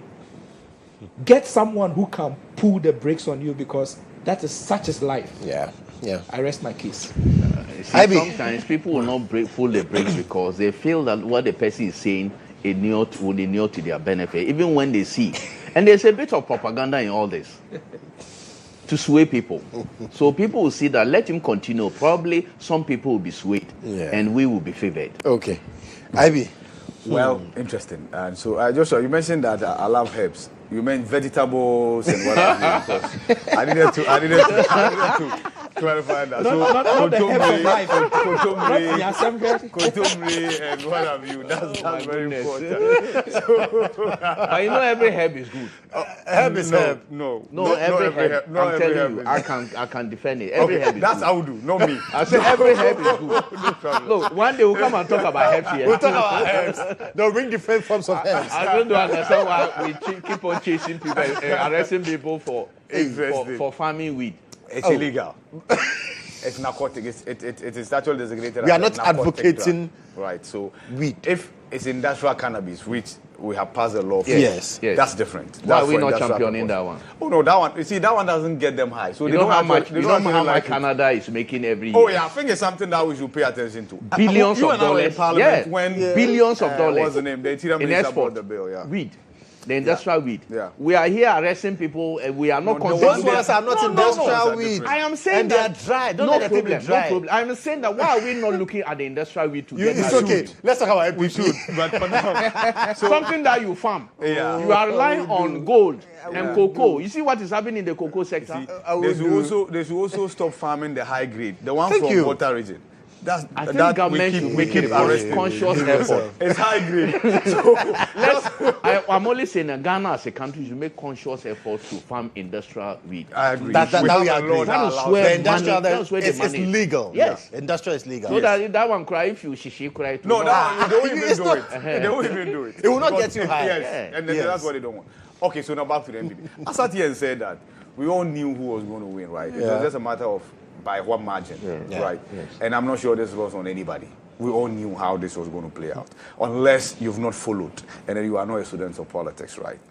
Yes, and I also mentioned that I don't expect Dr. Bawumia to garner the same vote he garnered in 2023, or even more, right? Because I had also studied the terrain and realized that the competition this time around was much more keener. Yeah. Again, the delegate list had been expanded. So if you look at even just the percentages, it might be deceptive. Yeah. So go and look at the nominal figures as well, right? Yeah. You realize that Dr. Bawumia is hovering around the same region relative to the nominal numbers. And I'm talking about the individual votes that he got. Yeah. Right. Now, put that one aside. Brian, yes, pulled a rabbit from the hat. Mm-hmm. We all knew, in fact, when I sat here and I was mentioning, I mentioned Dr. Bawumia, I mentioned Kennedy Japan, I mentioned Brian Champon, in that order. Yeah. Nothing changed. The only thing that changed will be the number of votes that Brian Champon garnered. Mm-hmm. And that came as a shocker. In fact, if these primaries were not done at the time they were done, Brian could have defeated Kennedy Japan. Yeah, and Mensah Danquah alluded to that if they had a longer period for campaigning, Brian would have easily toppled Ken. Easily, without sweat. And I've also heard many people say that Kennedy Apon's undoing is because of Brian. That's a fallacy. Put the two votes together, and they will still not match up to the numbers of Dr. Bawumia. So if you're saying that if Brian was not in the race, Kennedy Apon will have won, statistically, no, not correct. You are spewing a fallacy, right? So that is not correct. But did Brian take more votes from Kennedy Apon than Dr. Mahmoud Bawumia? Yes, absolutely. He did. Absolutely. Including a whole region that Kennedy Apon won. Volta. That's the Volta region. Right. Again, people were humbled, eh? So that was quite interesting. That was quite interesting. It was a humbling experience. The reason why nobody is talking about the fact that Dr. Mahmoud Bawumia's percentage dropped from 61 to 56 is because of the numbers that the second person got. Yeah. So the second person also dropped from 37% to 23%. Massive. That's a steeper drop, right? And so it then becomes, in a sense, it's a given for you to say that, okay, even though Dr. Mahmoud Bawumia might have dropped from 61 to 56. 5 percentage points. What's the name? Brian Achampong got more. You look at where the third person placed the last time, and look at the fact that Brian Achampong got 18%. That in itself alone is enough to change the dynamics. Yeah. If there was any victor after the exercise, after the process, it is Brian Achampong. Yeah. I dare say that Brian will wield a lot of weight in MPP today than Kennedy Achampong, as far as the conversation about the forward march of the MPP is concerned. Yeah. I agree with if you. invitation is extended to the top three, and Kennedy Achampong doesn't show up and Brian shows up, the conversation will go on. Without him. The conversation will go on without him. So that is what the outcome of the Saturday process has presented. And I agree with I will do that. Dr. Mahmoud Bawumia went through this process on his own strength. Yeah. So if he won, then it's the fact that now he has a hold over the party. He decides what happens to the MPP today. And not just because it's in the party's constitution that the flag bearer is the leader of the party. No, he's a chairman now. Okay, so there's an amendment yes. where the chairman becomes the leader. Do you have a chairman? Yes. Who has taken leave? No. Okay, so the party has a chairman who is and he's not there's well. a first vice chairman who's acting. So now the first vice chairman is the leader. He will not be there party. next time. So no. Leader of the party. Okay, I think that the flag bearer will still call the shot as to what happens to any party. That one, right? That's true. Any party, yes. I know the NDC also has the chairman as a leader. He's family rooted. The NDC's, the MPP's amendment is to just be in sync with what the NDC has been practicing. That the chairman of the party is the leader of the party. But of course, especially when the party is in power, you cannot tell me that the chairman of the party is stronger than the president. Never. The president can always override the decision of the chairman if the president feels this is the way to go. But the chairman will always run his decisions by the president. Exactly. Just as the flag bearer. So imagine the chairman saying that we should go this way, and the flag bearer, whose responsibility it is to take decisions to ensure that the party returns to power, tells you that this is the way whose face will be on the ballot. Exactly. And you say no. Well, that will not happen politically. Yes. So it's understandable. Well, the MPP wanted an early primaries. It has gotten it. It has 3 years, in fact, 2 years, 9 months, to do everything that it can do within its power to come to power in 2028. It has a lot of wounds to heal. That's a fact. Yeah. Right? But I'm also aware that the best unifier for any opposition party is the hunger. A comedy or more. You won't fight anymore. I've said it several times. You will be fighting till you realize that for the first year, for the first 4 years, it's easy because your buffers are still active. When you were in power, you might have done some savings. So for the first 4 years, sometimes they do 2 years. No, sometimes if you want to drag it, you say that for the first 4 years. But usually before the first election, you realize that no matter how peeved you are better off working towards coming back to power than staying there and being hungry for that long time. Yeah. So as for the prophets, I mentioned credibility. That people had put their credibility on the line unnecessarily. to be honest. Yeah. When I saw that a prophecy had been uttered, a book has equally been uttered about the prophecy. Media engagement. What happens to those chapters in the book? You just have to get a copy. I'm sure it will be a bestseller, right? Yes. But then again, the man has apologized. Apology matters to me a lot. Yes. He's apologized. Yes. And then he's taking accountability for everything. So once he's apologized, we all get it wrong every now and then. Let it go. But sometimes we should be cautious how we boldly speak for God. It's dangerous, especially when it comes to internal elections. For the general election, we were no prophet, but we knew MPP was going to lose in 2024, right? So that might safe. That's why some people switch. Some people switch last minute. Yeah. That God has forgiven somebody after saying that the person has moja on his aim. These people. No. Okay. Right. So I mean, if you let me make a brief comment about El Bernard. Oh. I think that he's done well. Look. Okay. It is not easy for somebody to get it so wrong and right apologizing. Yeah. It takes great courage for people to do what he did. I think that it should be a lesson to everybody. And I've said that if anybody, if you're a prophet and you don't learn from what El Bernard has gone through, then tomorrow your shame will be greater than you think. And I'm saying that if they don't take time, those people who are still making nonsense of prophecy, one day, it will not just be apology. We will be crying that such people might have committed suicide. Right. Because of the shame that they cannot bear. So we should all learn from this. When God speaks, God doesn't speak and campaign. No. When God speaks, he has spoken. Yeah. And God, in this, we say, kun fire kun. Yeah. God will say, Be. it is. God, that's how God does things. So when somebody prophesies and moves from one radio station to another station and on Facebook virtually every day, that should not be coming from God. And that is not coming from God. People should learn. And they should start changing their mouths, or how do you call it? Or what kind of saying? Yeah. They should stop lying. I insist. You are saying that you hate MPP to the core, that there will be blood flow. We go into an election, there's no blood flow. You have you are now saying that you prayed for that party. Yeah. If I say that somebody will die, I want somebody to die, and the person goes to hospital and I'm still thinking that he will die, he comes out to hospital. So they should be careful. Okay, you know what, my producers want me to wrap up quickly, but let me find out from you, Wilberforce, and let me run this by you quickly. The whole conversation about Kodjo International Airport, Accra International Airport. So it's a difficult one. It's difficult because the history of Kotoka is clear. I do not know whether he himself carried out a coup, but what I know is that he supported a coup effort. Yeah. Yes, and so what does that mean? That's what I. He led the team that toppled Nkrumah. Simple.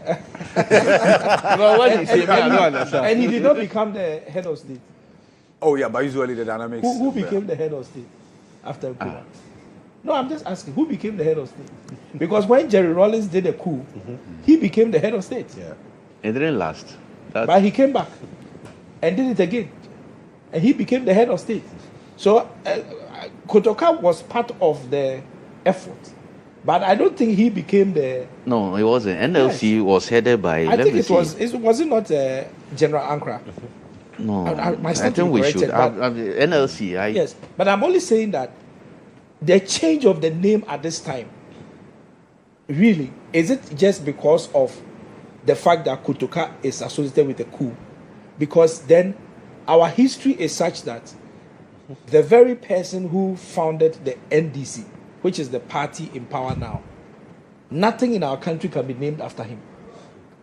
Because he also executed a coup and was successful at it. Two of them, and was successful. But one was good. The June 4 one was good. Yes. Okay, so there's good coup and there's bad coup. Yes. Counter coup is always a... So if you want to... The one by Kotoka, was it good or bad? People are justifying. That you are qualifying it. So I just have a problem. I just have a problem with the criteria. Okay. If it has become necessary that we have Accra International Airport instead of Kotoka International Airport, Accra. Because we are just moving the Accra at the end and bringing it to the front and taking the K out. So it will become AIA instead of KIA. Mm-hmm. Globally, the international travel things, it is Accra.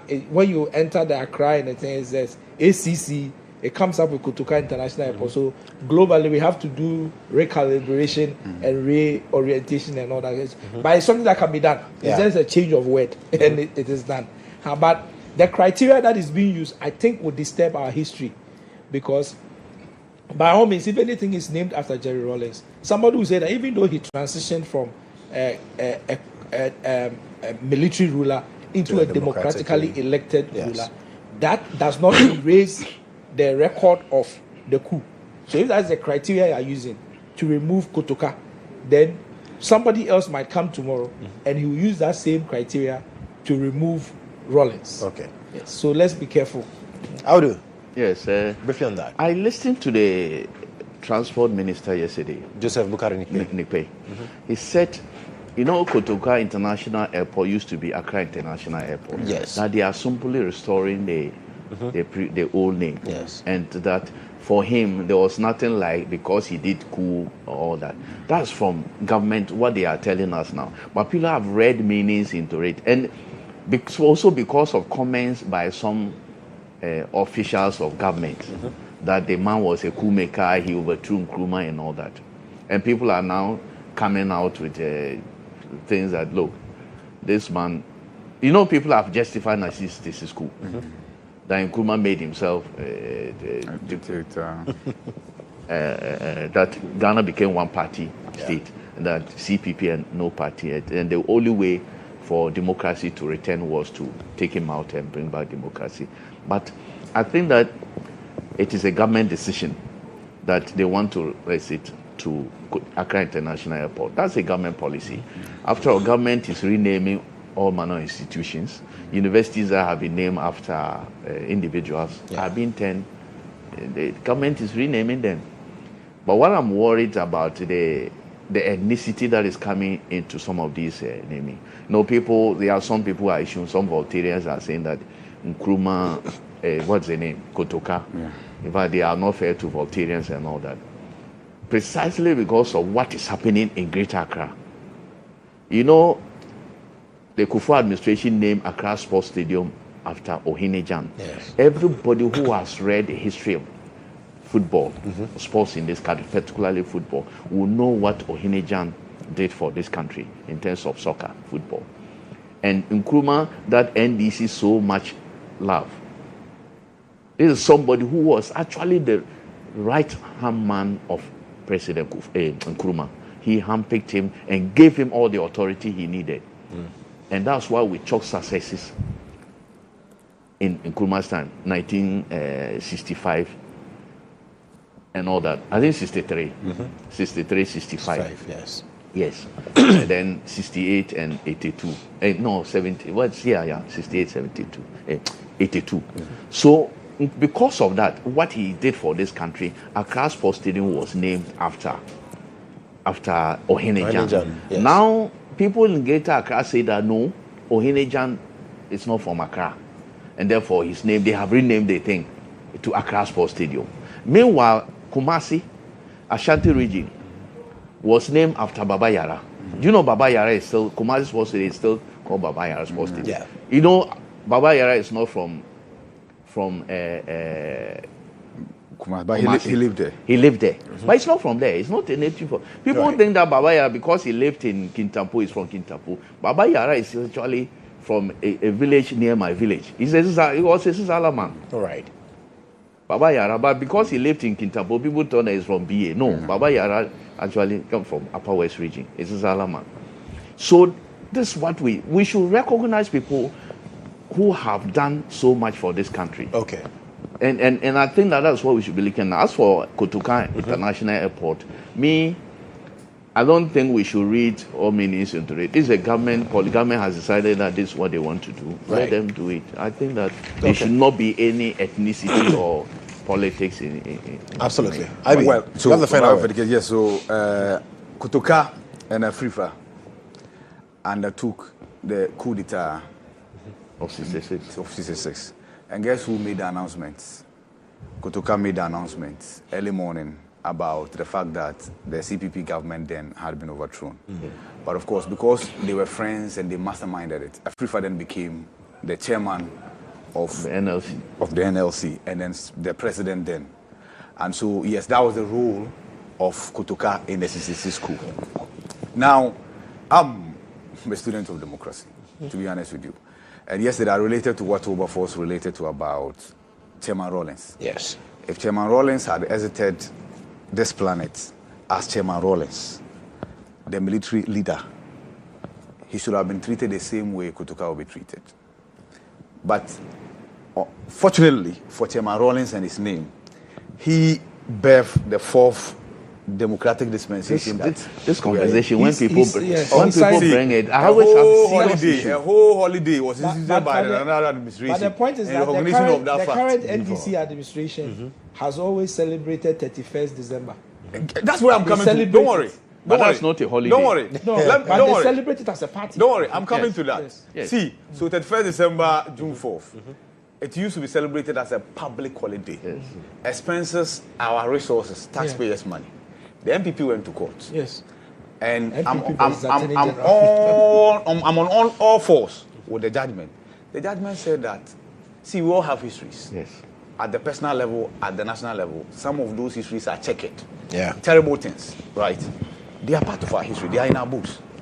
But we ought not to celebrate those ones. So a coup d'etat should not be celebrated using hard-earned taxpayers' money. Right. That was a judgment. So it's been deleted from our books. Tomorrow, if President Mahama says, I love June 4th so much that I want to make it a holiday again, it will never happen because there's a judgment from the court. That's true. Why? We don't want to be seen to be celebrating coup d'etats. Finito. How different is that from removing Kotoka's name from our reception as a country? You are going this way. No, I'm telling you that. I thought that we should remove this coup matter. Government, but am I not allowed you are. That's what government can give this reason. Anybody who does coup in the country cannot be celebrated as a hero. That's the point I'm making. I will not endorse that. That's the point I'm making. But I'm also saying that you just go out of the abundance of caution because the history is checkered. Exactly. Yes, because the history is checkered, we must be careful how we do. I get the point. The point finally on this, the point I'm making is that, see, all government, and when I say all government, I mean NDC MPP, right. They have fidgeted with the idea of removing Kotoka's name from the airport. But just that, sometimes there is a pushback. And the pushback is what he related to, the conversation about the tribe. But I told you yesterday that you just go to the voter region and then take a survey and find out whether the iconic person from the region that they want to celebrate is Kotoka. Or they would rather somebody else. The point I'm making is that Kotoka can be celebrated. In fact, there's a primary school named after him. Yes. Primary and JSS named after him at the Bema Camp. Yes. I think that should suffice for the role he played in the army. But for our reception as a country, our gateway in and out, I agree with the argument that his name ought not to be there. But that's not what government is saying. No, I don't care what government is saying. I'm just saying that this matter. So for you, it doesn't matter which argument you have. Exactly. So long as the name is off, that's okay. Nobody's name should be placed there. And government has enough monument to celebrate it. It should be Accra International Airport. That's all. Rawlings has enough. So unfortunately, we couldn't exhaust the issues. But for 10 seconds, NDC Nayawa so East. Oh, we wish them all the best, but I think that Baba Jamal Hajia. I think Hajia will take it up. Okay. I don't think Baba Jamal stands a chance. Okay. Yeah. How do? I think Hajia. I sympathize with Baba Jamal. I would have loved him to be the MP for the area, but I'm not sure it will happen. It will happen. I'm not sure it will happen. Well, this convention of pity party. Whenever somebody dies, we ride on emotions, sympathy, and say the wife should go. It must end at a point, to be honest. So for you, so it should be that point. People are going to vote based on the fact that there was an MP who died. This is the wife. That's not democracy. No. But that's what's going to happen. Okay. But, that's why I sympathize with Baba Jama. Right. Okay, gentlemen, thank you so much for coming. Wilberforce Asari, Audu, and of course Ibrahim here also joining the conversation. But of course, we are in the month of February talking about love, and what better way to say month of your birth? 20th. Okay. On a Friday. On a Friday. Oh, then you should be here. We'll have a party here for Audu. God willing. You'd have started. Ramadan is. Don't worry, you can bring the food for Wilberforce. I'm waiting in your Anna. Right, so talking about Gold Board Jewelry, they have a special package this February. And so this February, if you walk into any of their shops, Otele Avenue in East Legon, on the Spintex Road in Kimbu, in Osu, and you walk into any of their shops, guess what? You're getting a whopping discount on any product you buy. Earrings, rings, necklaces, and all of those wonderful things that they have in stock for you at their shops. When you walk in there in the month of February, they say, listen, we want to help you to say I love you to that someone, to that special someone. And you know, now I think the ladies should also be buying gold rings for the guys to promise them marriage. We'll accept that beautifully. So walk into any of the Gold Board jewelry shops and make sure that you get your jewelry there.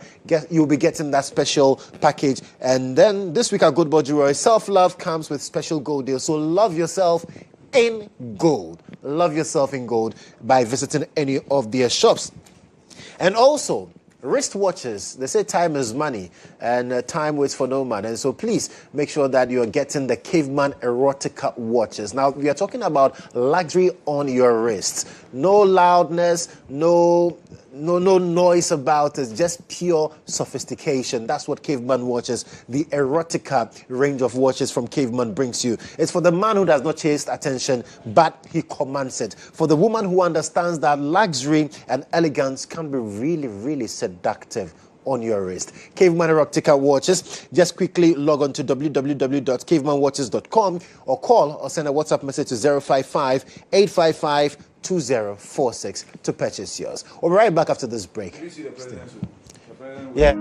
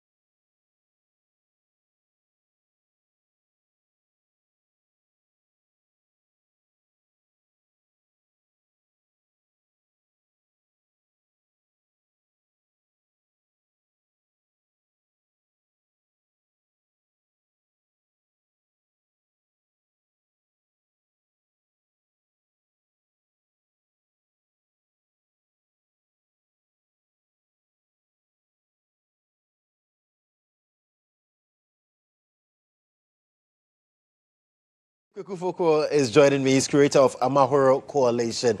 Isaac, welcome. Thank you, Joshua. Good morning. Good morning to you. I like how you're looking and the aura you're exuding this morning. Thank you. I appreciate it. I'm just trying to go through the Friday. Hey, this how you just go through Friday. Just Friday. Interesting. So talk to me about the coalition, Amahoro Coalition. What is it about? Sure. Thanks for having me this morning. The Amahoro Coalition is the leading private sector, convener of private sector for social impact. Okay. The word Amahoro is a word from Rwanda. It means peace. And our mission is to essentially work with private sector actors in the space of displacement and refugees. Currently, the African continent has over 45 million young people, young and old, who are displaced, who through no fault of their own can't go back home for whatever reason, political violence, climate change, etc., etc. And in the 45 million are a lot of amazing young men and women with talents. And what we're trying to do is bring private sector actors to dip into that demographic dividend of the talents these people have, and also find ways to find dignified jobs and dignified opportunities for them. So clearly there was a need. You saw the need and felt that, well, we should get into it. But why this specific addressing this need? No, very good question. So globally today, you have over 100 million people who are displaced. Yeah. And the number keeps growing, right? If you look at all the conflicts in the world, whether in Africa, Sudan, Congo, etc., globally, Ukraine, Syria, etc., the displacement issue is quite acute. And the interesting thing about the conversation is that the people who are most affected by this are young people. And so when you ask the question why, the why is that Africa is, we're talking a lot about this demographic dividend we have in Africa, right? By 2050, 1 in 4 people are going to be African. We have a huge youth bulge, and we have to find ways for these young people to get jobs. Because if we don't create enough jobs for people in the next 20, 30 years or so, our continent, we're not going to realize the prosperity that we want. The Africa we want for Africa Agenda 2063 will not be realized. Well, an interesting subset of that population, of those young people, are people who are displaced. Right. And so if you're trying to move this canoe on the river, and 45 million people from this continent have no place to call home, they can't get work permits, they can't work, they can't go to schools in some situations, they can't have the rightful place in the countries to grow and lead, we're not going to get the continent we want. And so that's why this becomes an acute problem. And I think that there are other actors who are solving for different things. We've chosen this particular conversation because we think it's also very important to solve. And talk to me about the work you've been doing so far in underserved communities. It's been fantastic. I think one of the things that we realized, so we've been around since 2019, 2020, and one of our anchor projects, and we do this in collaboration with the UNHCR and MasterCard Foundation, and Inkomoko, which is an organization out of Rwanda. We hold something called AFD, the Africa Forum for Displacement, and it's the largest private sector-led forum in the continent of Africa that brings together not just private sector actors, but government, international organizations, and young leaders from community to actually talk about solutions. And in the last, we had one in Ghana in 2023. The last one was in Nairobi 2025. And we're likely going to have one in later this year in Ethiopia in November. And one of the realizations from that conversation is that when you bring people together, especially young leaders together, solutions are found. It's not a talk shop. We actually are able to we curate solutions with each other, and it goes into action with commitments. Right. Another thing that we've been able to do here in Ghana, actually, which is, I think I'm very proud to say that we've had a fantastic relationship with the Ghana Refugee Board and the government of Ghana, where we've been able to, in the last year, for instance, we're able to help mobilize over 800 people in Ghana who are displaced to get the Ghana card. We've also been able to work with the Ghana Refugee Board to extend the duration of the Ghana card from 1 year to 5 years. And what this does is that it allows people who are guests in a country to be able to get bank accounts, right? Be able to open businesses, to employ Ghanaians, to be able to also be economically productive in this country. And I think those are the kinds of things that we're doing. And so when we talk about private sector activation, trying to get private sector interventions in this space for people to be able to do what they need to do. But I know clearly that in terms of, even though you're a private sector-led initiative, you still have to liaise with government agencies here and there. How has that been? It's been very positive, to be honest with you. And I think that's the thing. I think there's a bit of a myth in our society in Africa about this government pillar, right? Government is difficult and complicated and bureaucratic. And they can be, absolutely, by design, right? Because government takes time to adjudicate through things. But I think we've been very fortunate. Like I was saying earlier, in Ghana, for instance, the example I gave you is one. We did a health drive with the Ghana Refugee Board again in Aflao for over 600 refugees a few years ago. Just last August, we held the first refugee scouting football tournament at Boteman Sports Center. Okay. With, again, the Ghana Refugee Board, with GFA, Samaritan Group, a local NGO here in Ghana, where we brought together 120 young people to actually look at sports as a vertical for economic opportunity. So government in Ghana, in Kenya, in Rwanda, in Uganda, I can go on and on and on. In Somalia, we've worked with many governments now, and governments are receptive. My feedback on that is that we found that government is receptive when you go with solutions. They're not so receptive when you're complaining with problems, right? And I think sometimes we assume they have all the answers, but they don't, right? And I think when you meet government authorities who are willing to listen, who are willing to ideate together and problem solve together, success happens. And I think we've been fortunate to be able to do that. And what is the reception you also get from these communities that are hit by these, staggering numbers of persons who are displaced and all? What was the reception you get from them when you take your work to them? Yeah, and it's interesting because here's the thing, Joshua. These are the host communities, right? Yeah. So you have situations where I live in a community, and now these foreigners are now there. What we do, and I think this is not just us, but also I think other organizations that do this work, is that you have to work in concert with host communities. You can't isolate the two because they live side by side. So a lot of our work literally also involves host community actors, right? How do you create opportunities for host community people as well as the people that are visited? Because the truth is, a lot of times in these areas, not so much in Ghana, but in other countries in Africa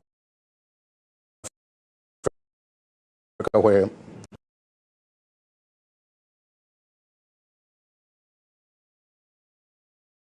you have large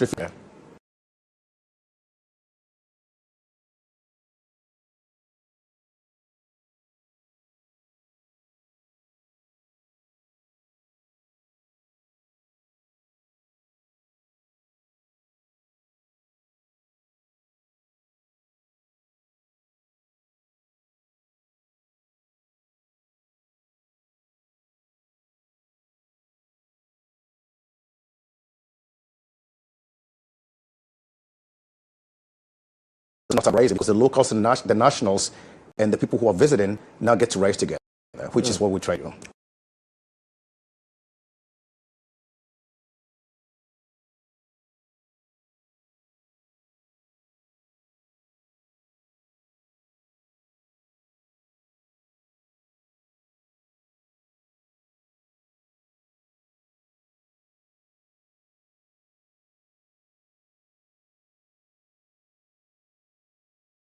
Quite exciting. What is ahead for? We're very excited. I think that, look, I'll give you something. We run this social program, and we are starting speaking on the youth panel. And one of the things that we're realizing more and more is that what we're excited about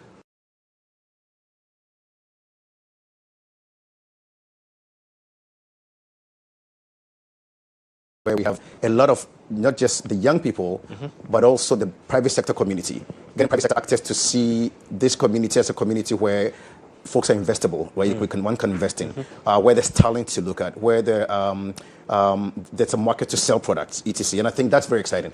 And I think in the long run, one of the things that we would love to see is to see better integration of labor and labor migration across the African continent, where people who are displaced and those who are not can live side by side, trying to get what they need to do for the economic prosperity. But Isaac, to me, I mean, how easy or difficult has it been mobilize private sector actors to say, listen, this is the course that we need to pursue? Like all things, it's not easy, right? That's why you do it, right?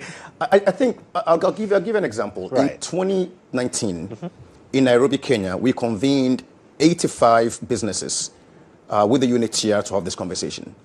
It was the first time this conversation had been had. Right? We worked very closely with the UNHCR has an office called the Office for Private Sector Partnerships out in Kenya. And when we met these 85 CEOs, one of the things that became very clear to us is that it wasn't that they didn't care, they just didn't know. That's the first thing. Right. The second thing is that for a very long time, issues of humanitarian social impact has been crafted as things of CSR and helping. Well, help isn't always positive, right? Because companies don't exist to help. Companies exist to maximize shareholder value. Yeah. But companies don't also exist in isolation from society. The third thing is businesses are also the largest taxpayers in our countries, right? So when you put those things together, what we're trying to say to businesses and to get them to come to the table is that, look, this conversation is in your own self-interest. Because if you're a business in Ghana or Nigeria and you want to expand, and a chunk of the population is underserved or is displaced, and they can't buy your products, you can't sell. Okay. Right. The second bit of it is that if you live in Ghana and you have someone from Sudan or someone from Congo who speaks French or who speaks another language, and you want to be able to diversify your workforce, even if you're hotelier, what have you, this is talent you can tap into. The third thing is that if you are a company and you're looking for talent and you have someone who is an engineer, and now they're living in Ghana as a displaced person or some other African country through no fault of their own, but instead of being an engineer, they're hawking and selling something on the street because they can't get that job. You're missing out on talent. And I think companies are beginning to understand that these conversations are not CSR. These are economic issues that we need to address. And even what I just told you about this thing about Ghana Card, having 800 people in Ghana now have access to Ghana Card to open bank accounts, that's good for the financial system in Ghana. Absolutely. That's good for the job market in Ghana. They become employers. Anywhere in the world, immigrants show up and they become job creators. And so I think once you explain this conversation this way from an economic perspective, from a self-interest attribution perspective, companies get it. And they understand that this is not just a CSR, it's an investment in talent, investment in community, investment in my own business. And I think that's resonating more and more with African private sector. Quite exciting. But to wrap up the conversation, your final words and how people can get to know more about this particular coalition. A lot of different ways. We're online. Amahorocoalition.com is our website. We also on socials through the Mahoro Coalition links. But I think in terms of how companies can get involved, we are always looking for companies to partner with. And partnership means that we run one of the most extensive internship programs on the continent where we're helping transition young people to jobs. And we work with organizations and foundations that allow actually to pay stipends for these young people.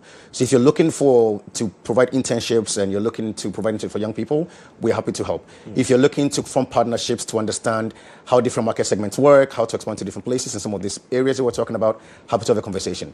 If you want to be a company that has a big interest in social impact, we're happy to have a conversation with you. And I think that those are the kinds of things that we're trying to create influence around. And I think the more companies you have on the table. And I think one last thing is that the companies in a community and ecosystem, they're also slowly forming this nucleus of a very, I won't say selective, a very special relationship of networking and trust building across the continent, because we are Pan-African. And I think those are the things I would like companies to get involved in. Well, Isaac, thank you so much for coming. Thank you, Joshua. It's been really exciting and an eye-opener for me personally, having this conversation. Isaac Kweku Foko is the convener for the Amahoro Coalition. He's also the curator, and they are into dealing with displaced people here and there, making sure that, listen, they also live a dignified life. And the private sector-led initiative focusing with government. Charlie, big man. Well, thank you, Isaac, once more for coming. We'll take a breather. We'll return. We have more conversations here on the show. Stay with us.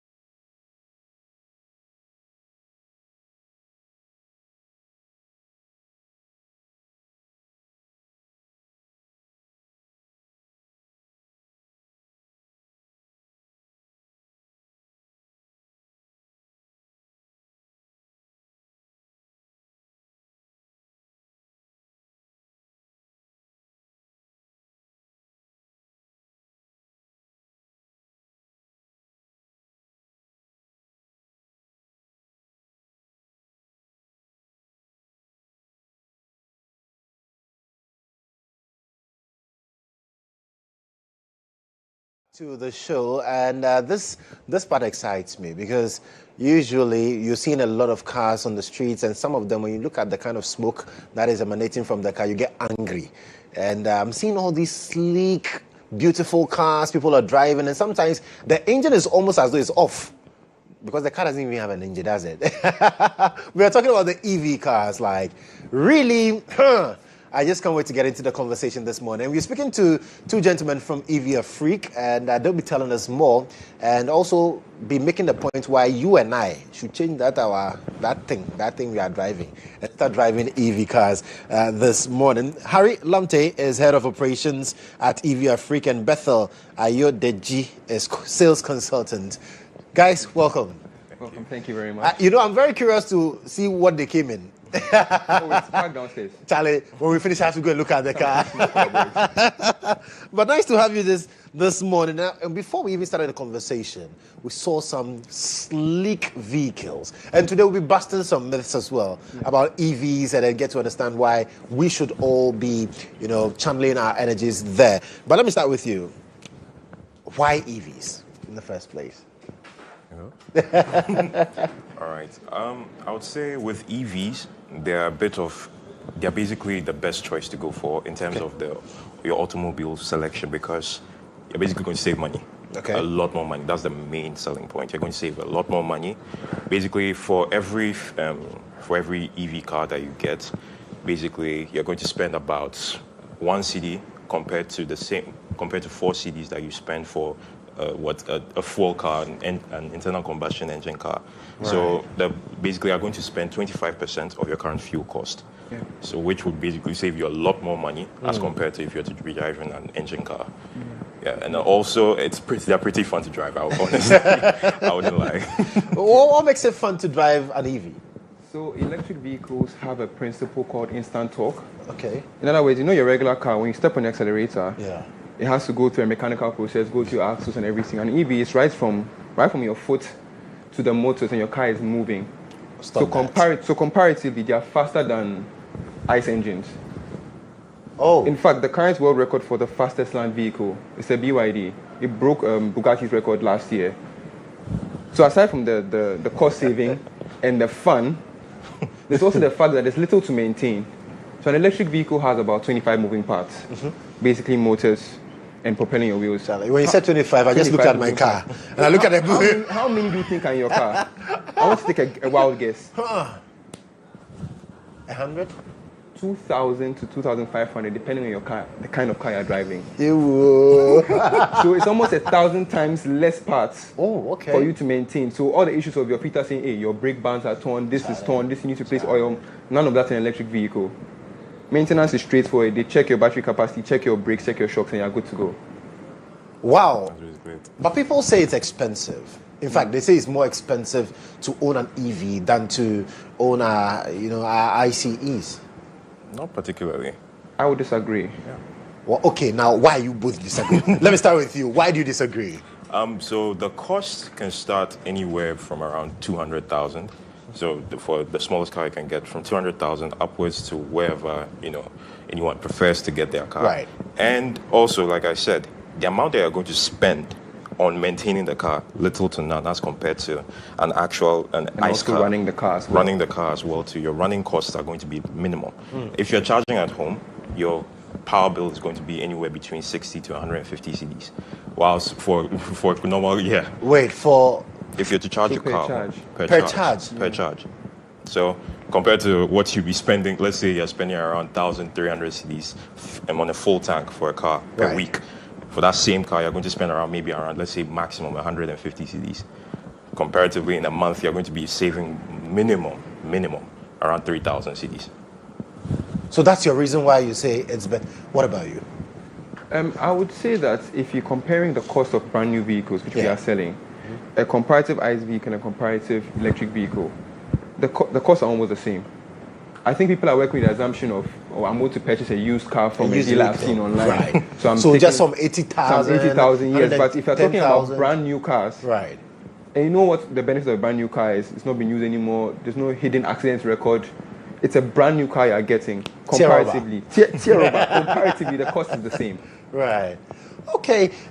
And the charging, because I've heard people talk about the fact that, oh, Charlie, these electric vehicles, when you just charge, you can't even drive from Accra to Kumasi. By the time you get to, after it's you start losing battery power. Yeah. And you can't take it to the north. Yeah, I think it's a common misconception based on earlier models, like the early 2000s. So an EV has what we call the total distance can cover range. Okay. Average range of about between 400 kilometers to 800 kilometers. The distance between here and Kumasi is about, give or take, 260, 270. In other words, you can take the car to Kumasi. And you can even try coming back. Try coming back. Secondly, we offer free chargers. So there's two types of chargers. There's one where you connect your meter at home, recharge at home, and there's also a travel charger that stays in your car. That can go into any standard 3-pin socket. If you're traveling somewhere, you go to a friend's house, and as you noted earlier, the cost is little to none. So you can speak to Ochale, can I just plug in my car? Plug it like you're charging your phone. And then boom, give it a few hours. Give it a few hours, and you're good to go. Exactly. Moreover, there are more commercial stations popping up, especially on the Kumasi stretch as well. Yeah. And even as EVs enter the market more, further in different points in Ghana. So I think eventually, in fact, it's not a conversation now, but eventually it's not going to be even something people consider at all, because they're going to be everywhere. Yeah. So it's a misconception, the whole idea of, oh, these ones, they are made for you want to drive in Accra, so you go to work, you come back, then you can choose an EV. But if you want to travel beyond Accra, don't risk it. Yes. It's not a conversation at all. It's not a conversation at all. Even if, let's say, you are the kind of person who spontaneously travels every other day, there are different kinds of electric vehicles. There's what we call an extended range EV. So what that is it's a hybrid. Okay. However, the fuel component doesn't move the car. So the fuel, it almost serves as a generator to power your battery. So it's still 50 to 60% more efficient than you using your combustion engine anyway. So worst case scenario, if you are really adamant that you want to travel a lot, you travel spontaneously, get yourself a hybrid and you're still good to go. You're still good to go. And it's still more fuel efficient, more affordable, and there's still less parts to maintain. Exactly. So how are Ghanaians embracing electric vehicles now? I would say they are. Because I know when it started, when the whole bus started, people were like, oh no, this one's, Charlie, they are toys. Don't try getting close to them. But is that changing? It's changing. Now a lot more are actually seeing that the need for these cars are coming in a bit more, because you're spending a lot less money. So realistically, if I were to say I'm going to spend $100,000 plus on a brand new engine car where I'm going to be paying for servicing every 3 months, I'm basically going to be burning money by spending money on fuel every week. Whilst the feeling that you get from buying a car that will cost most of the time much less than the engine car, and can still carry you the same distance, give you extra luxury and more features. I'm going to just charge the car home. You get that sense of peace. I come back home, I charge my car in the house, and I wake up, I'm gone, and I can use the car for a week. It's a lot more people are now getting to the idea that, oh, this is actually much more peaceful. Right. I have to deal with now I'm going to start the car. The mechanic is also disturbing you. Mensah, you take your car to the mechanic shop with one problem, you return solving 6. Exactly. And I think one thing people really underrate about Ghanaians is Ghanaians are very smart with their money. Right.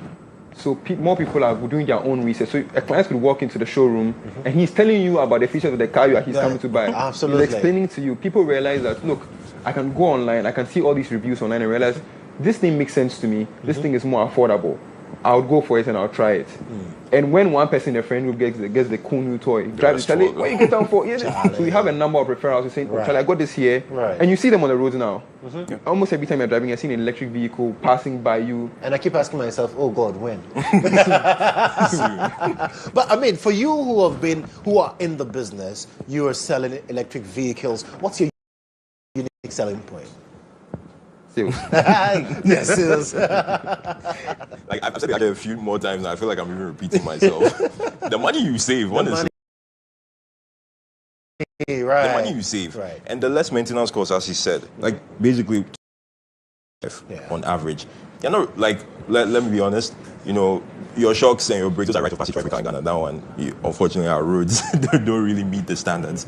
But in terms of the servicing that you're going to take care of, it's mostly just going to be your software and then the battery. Right. That's it. And so with that, now the money factor, because I think the more reason why people also go for the used ICE vehicles is simply because that's what the money can buy. Exactly. I mean, we cannot raise 200,000 and say I'm going to buy for a young man like me. Like let's be realistic. But I mean, talk to me. At EV Freak, do you have packages for people? Are there considerations you make for people as well? Yeah, so there are financing options. Right. Where you could maybe pay like 20% down or more, and you pay the rest over 5 years. Oh, you are joking? Yeah. You have that option available? Yeah. Yes. Shall I give the number? And I would say back to our unique selling points as well. We have two main business models. There's the traditional, you come to the showroom, you're purchasing a car. But you know when people are making 100,000, 200,000, 200,000 CD purchase, they want a certain level of customizability. I want this car in this specific color. Okay. I want these add-ons.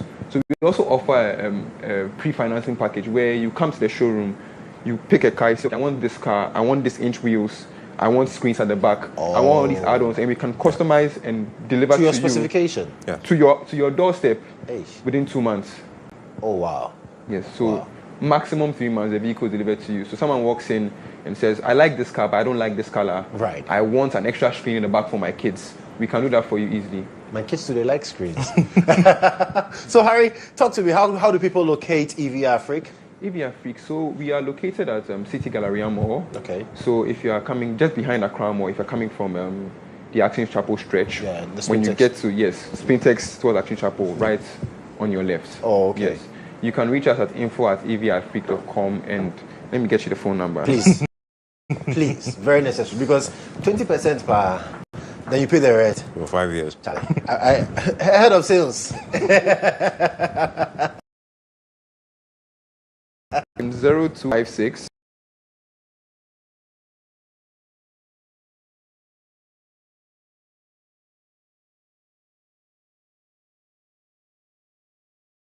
Okay. 063 408. No better choice. Absolutely. And I drive one, so if like look for me, you can find me. I can sit in my car and I'll show you why you should get an EV. Absolutely. Gentlemen, thank you so much for coming. Harry and Bethel from EV Free, giving us reasons why you and I today need to say bye-bye to our old vehicles and get an EV. Plus, Charlie, we are moving forward. We are not going back. Your father used chain. You two are using chain. Bro, why? So look at EV Freak, City Galleria Mall, right behind Accra Mall. And then they have financing options. So whatever the options are, just get there and then speak to them. They'll make sure that you have your EV. We'll be right back after this break. We have another exciting interview. Stick and stay.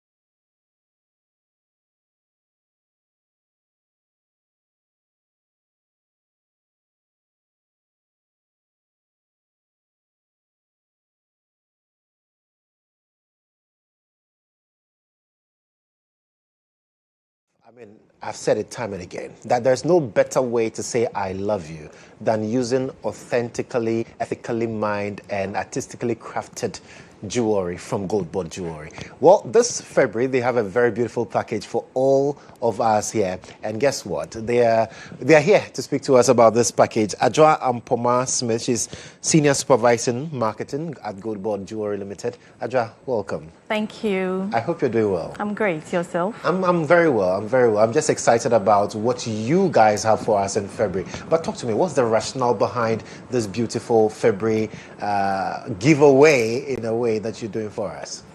So, good morning to all your cherished viewers. You know, sometime last year, we transitioned into Ghana Gold Board. Yes. Yes. And automatically, the jewelry section also transitioned into Gold Board Jewelry. And the reception has been great so far. So we decided that this month of love, we are giving back to our customers. We are giving back to Ghanaians for the love and support they've given us since the transition. That is the rationale behind the February Love thing. So what is it all about? Because I'm sure Ghanaians are listening to us this morning. They're okay, yes, love. So talk to me, how are you showing love to us? Well, we are giving amazing discounts throughout the month of February. And we are encouraging that people celebrate themselves. They celebrate their spouses, their friends, their bosses, their mentors.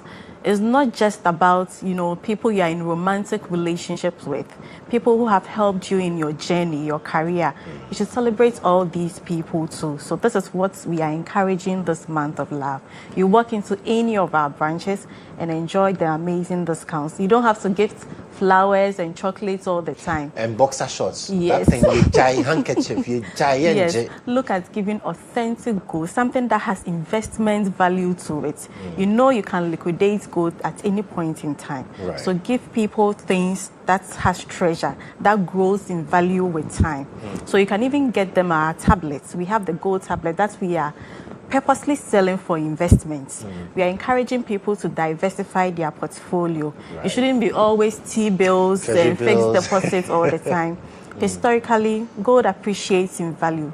So once you purchase it, you keep it with you for at least a year. We are encouraging people to see it as a long-term investment because the prices of gold fluctuate. The market is volatile. So if you keep it for a short term, you won't really see the full effect. So when you're able to keep it for a longer time, when you monitor the market and you think it's okay, you bring it back to us. We'll purchase it and give you cash. I'll come back to the jewelry bit, but since you touched on the tablets, for you, you say that you are not keeping the tablet for anybody who buys the tablet. The person should go with the tablet. Yes, we are working on a depository. It's still in progress, but for now, we are not keeping anything on anybody. So once I buy, I take my tablet away. You take your tablet. It's your bona fide property. Nobody is keeping it for you. You decide what you want to do to it. Yes. Wow. And the discounts affect that one too? Yes, they are already discounted. So you realize that our market prices for this week is quite low.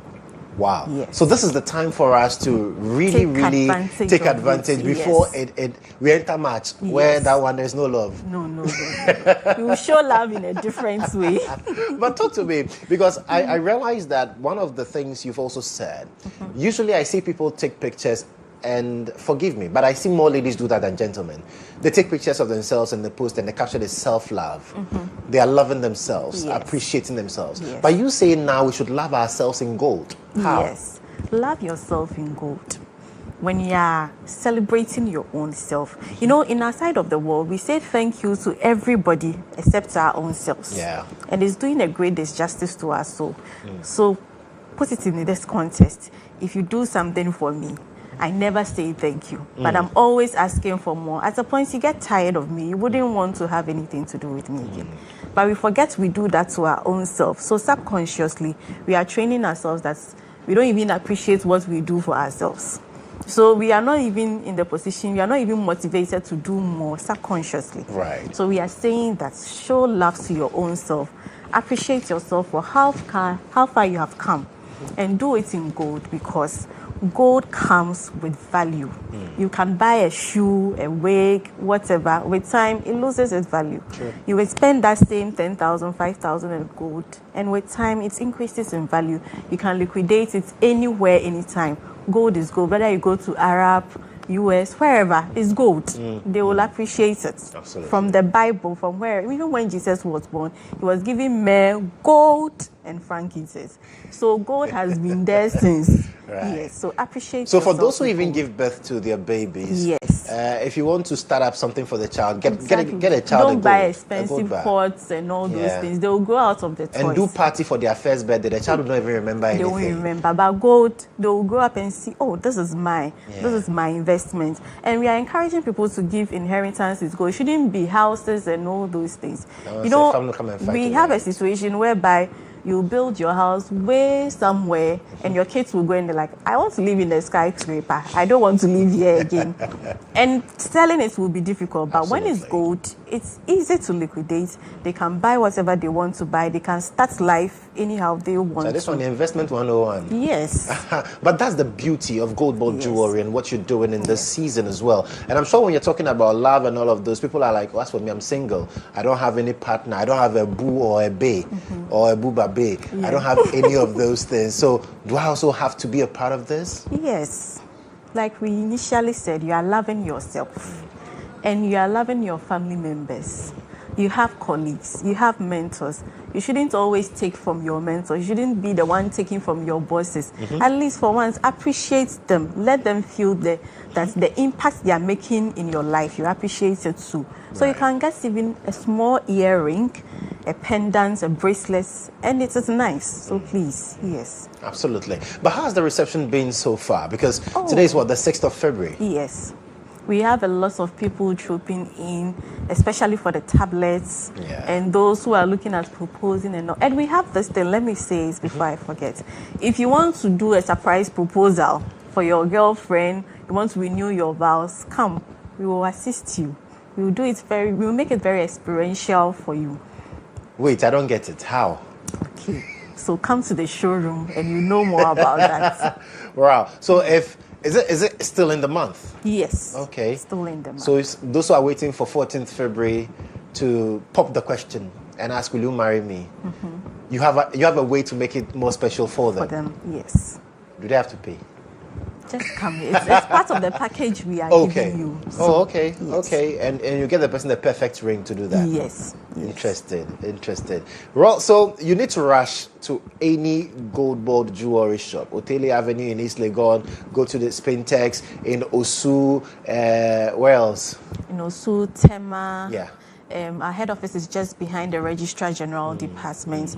We have two in Kumasi, Prempeh First Airport, and in Edum as well. Okay. And so is this for the month of February? Yes, for the month of February. So 26 days gone, about 22 more. 2 days to go. It's time for you to grab your gold. But the thing is, there are some things that take place only in the week. And if you don't come there, you wouldn't know. Wait, Adja, which week? We have a special thing for each week, but we don't announce that one. It's for those who come. So if you are saying that it's for 28 days and we are waiting till the 28 So if possible, go there every week. Yes. So in fact, every day, you may not know. You want to buy about 4 sets of jewelry. Buy one every week. So that at least you get part of that experience. But Adja, this is your camera. The people of Ghana are watching us today. Talk to them about this beautiful love deals at Gold Ball Jewelry and why they should always trust Gold Ball Jewelry other than the others. Yes. My dear Ghanaians, we all know that Galamsey is a menace. And at Gold Ball Jewelry, we only use responsibly sourced material, that's the gold. We only deal with the large-scale miners. And we make sure that even the ones that we are dealing with, they are reclaiming the land. There is no child labor. They are using only the right equipment and the right chemicals. We don't like those who are using the cyanide and all those things. So if you are buying from some other jewelry companies, know that in a way you are also contributing to the Galamsey menace. Because you have to be sure that wherever you are buying from, are they responsibly sourcing the material? Because if you buy from them, they will get the Galamsey gold more. So when you stop, they wouldn't know what to do with their products. So please, come to Gold Ball Jewelry. Buy only ethically sourced material products. and use. Gold is an investment. So when you are buying the jewelry, don't see it as just luxury. You are also saving for the future. We don't know what may happen in the future. Insurance will tell you plan for uncertainties. Gold is also giving you a buffer as insurance. So please, when you are buying, when you are spending, come to Gold Board Jewelry and get the finest and the highest quality of things that you'll find in the market. Thank you. Ejumanesi, Adjoa, thank you so much for coming. Thank you. Adjoa Mpoma Smith, she is Senior Supervisor Marketing at Gold Board Jewelry Limited, talking to us about the love deal in the month of February. Well, we have one more interview right after this break, so please don't go anywhere.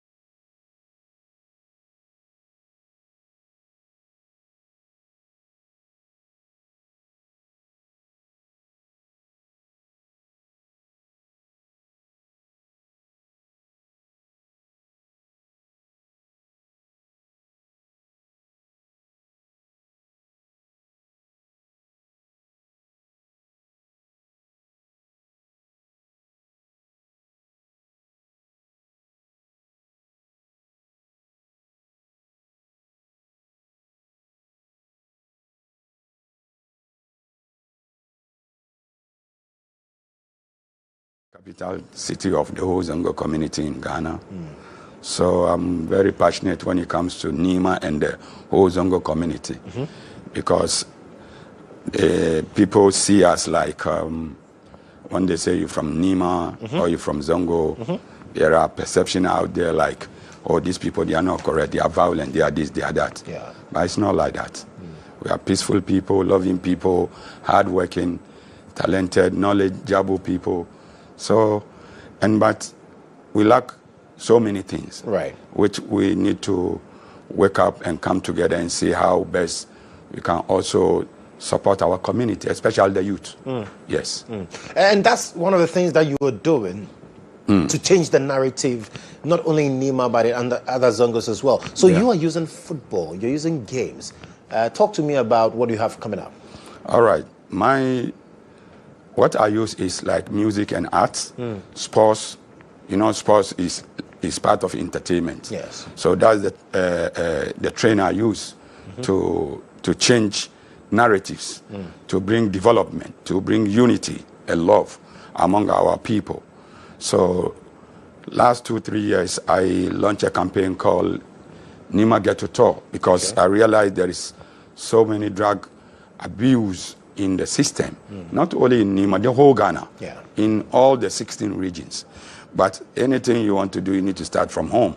And because Nima is the capital town of the whole Zongo communities in Ghana, when Nima reset, I believe every community in Zongo will be reset.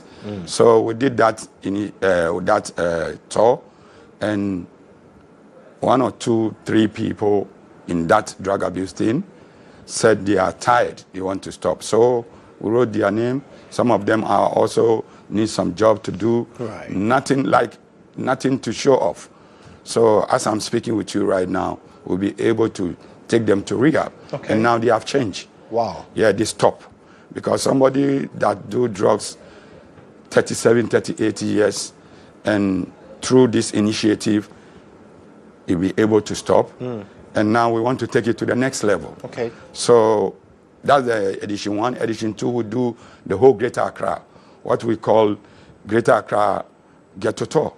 But I did it with Bike Life Motorcycling Club. Big up to Eric. Big up to Moideen Rana Motors. We call him the Sariki, and the entire Bike Life group. Right. So we toured the whole Accra with the commander, the district commander, Nima, and other stakeholders. Okay. Yes, and now we are taking it to Ashanti region. Right. And when is that happening? It's happening on the 13th, next week, Friday. But we need to be in Kumasi on Monday. Okay. Because everywhere we go, we do what we call ghetto tour. So we're going to tour the ghettos of Kumasi, Ashanti region. They have Ababu number 1, number 2. Yeah. And they have the last time I visited that area, my brother, it's not easy. They call the place Tinka. The whole stretch, like street, has taken over with drug people. Right. Both side and side. Right. It's crazy. You get it? So we do get a tour, Tinka, Babu number 1, number 2. And we are not doing it only for football, because what we name it, play football and say no to drugs. Absolutely. So we are organizing 8 solid community tournaments. Okay. In Kumasi Enclave. Right. That's Asukwari Mampom Municipal Assembly. So then also we are, Okada has been legalized. So, but when you go to Kumasi, they don't use Okada. They use what they call Pragia, but there they call bicycle. They call it Adedita. Okay. So ride your Adedita and say no to drugs. So once it has been legalized, we need to take the campaign over there. So we are doing it in collaboration with the Okada Riders as a union, the whole Ghana. Right. So they are on board. And also we are not doing it, we are doing it with other partners like your EIB network. Absolutely. Big up to Bolare. Anytime I called, I say, Bola, we are going this way. He say, yo, I'm going to give you this platform for you to come and talk about. Right. When you go to Kumasi too, I'll link you there too.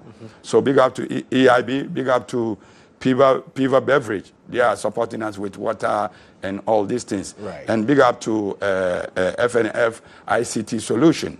And big up to Afro-Arab group of companies. Right. You get it? Right. So on the 13th, which is next week Friday, it's happening in the Ashanti region. And who can be a part of it?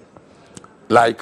How do people get to be a part of this initiative? It's open. Right. So if you want to support, you want to come on board, you want to join us on the ghetto tour, especially the ghetto tour, where we want to interact with the people, like one-on-one. Why are you into this? Tell us. Talk to us. Right. Because some of them, they feel neglected.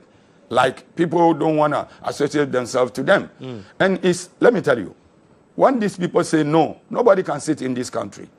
Trust me. Right. Because of what they are taking. And right now, it's not only cocaine or crack and all these things. Right. It's about pharmaceutical drug too. So because of that,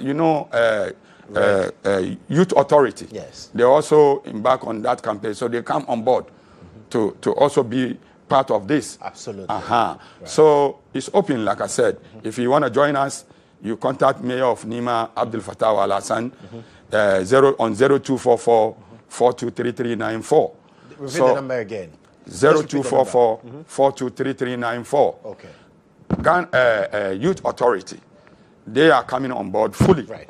And also, Because those who stopped taking the drugs and now they are not doing anything, we are bringing a new initiative called Ghetto Boys at Work. Okay. You see what Bastard Boys are doing? Yes. We also can do and do better. Right. And I big up to Bastard Boys because what they are doing, I've been monitoring them and they inspire me to put Ghetto Boys at work.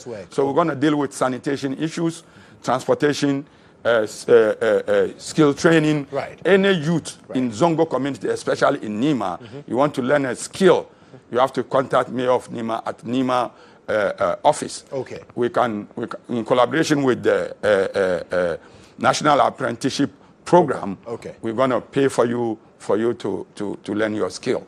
Abdul, yeah, thank you so much for coming. Thank you.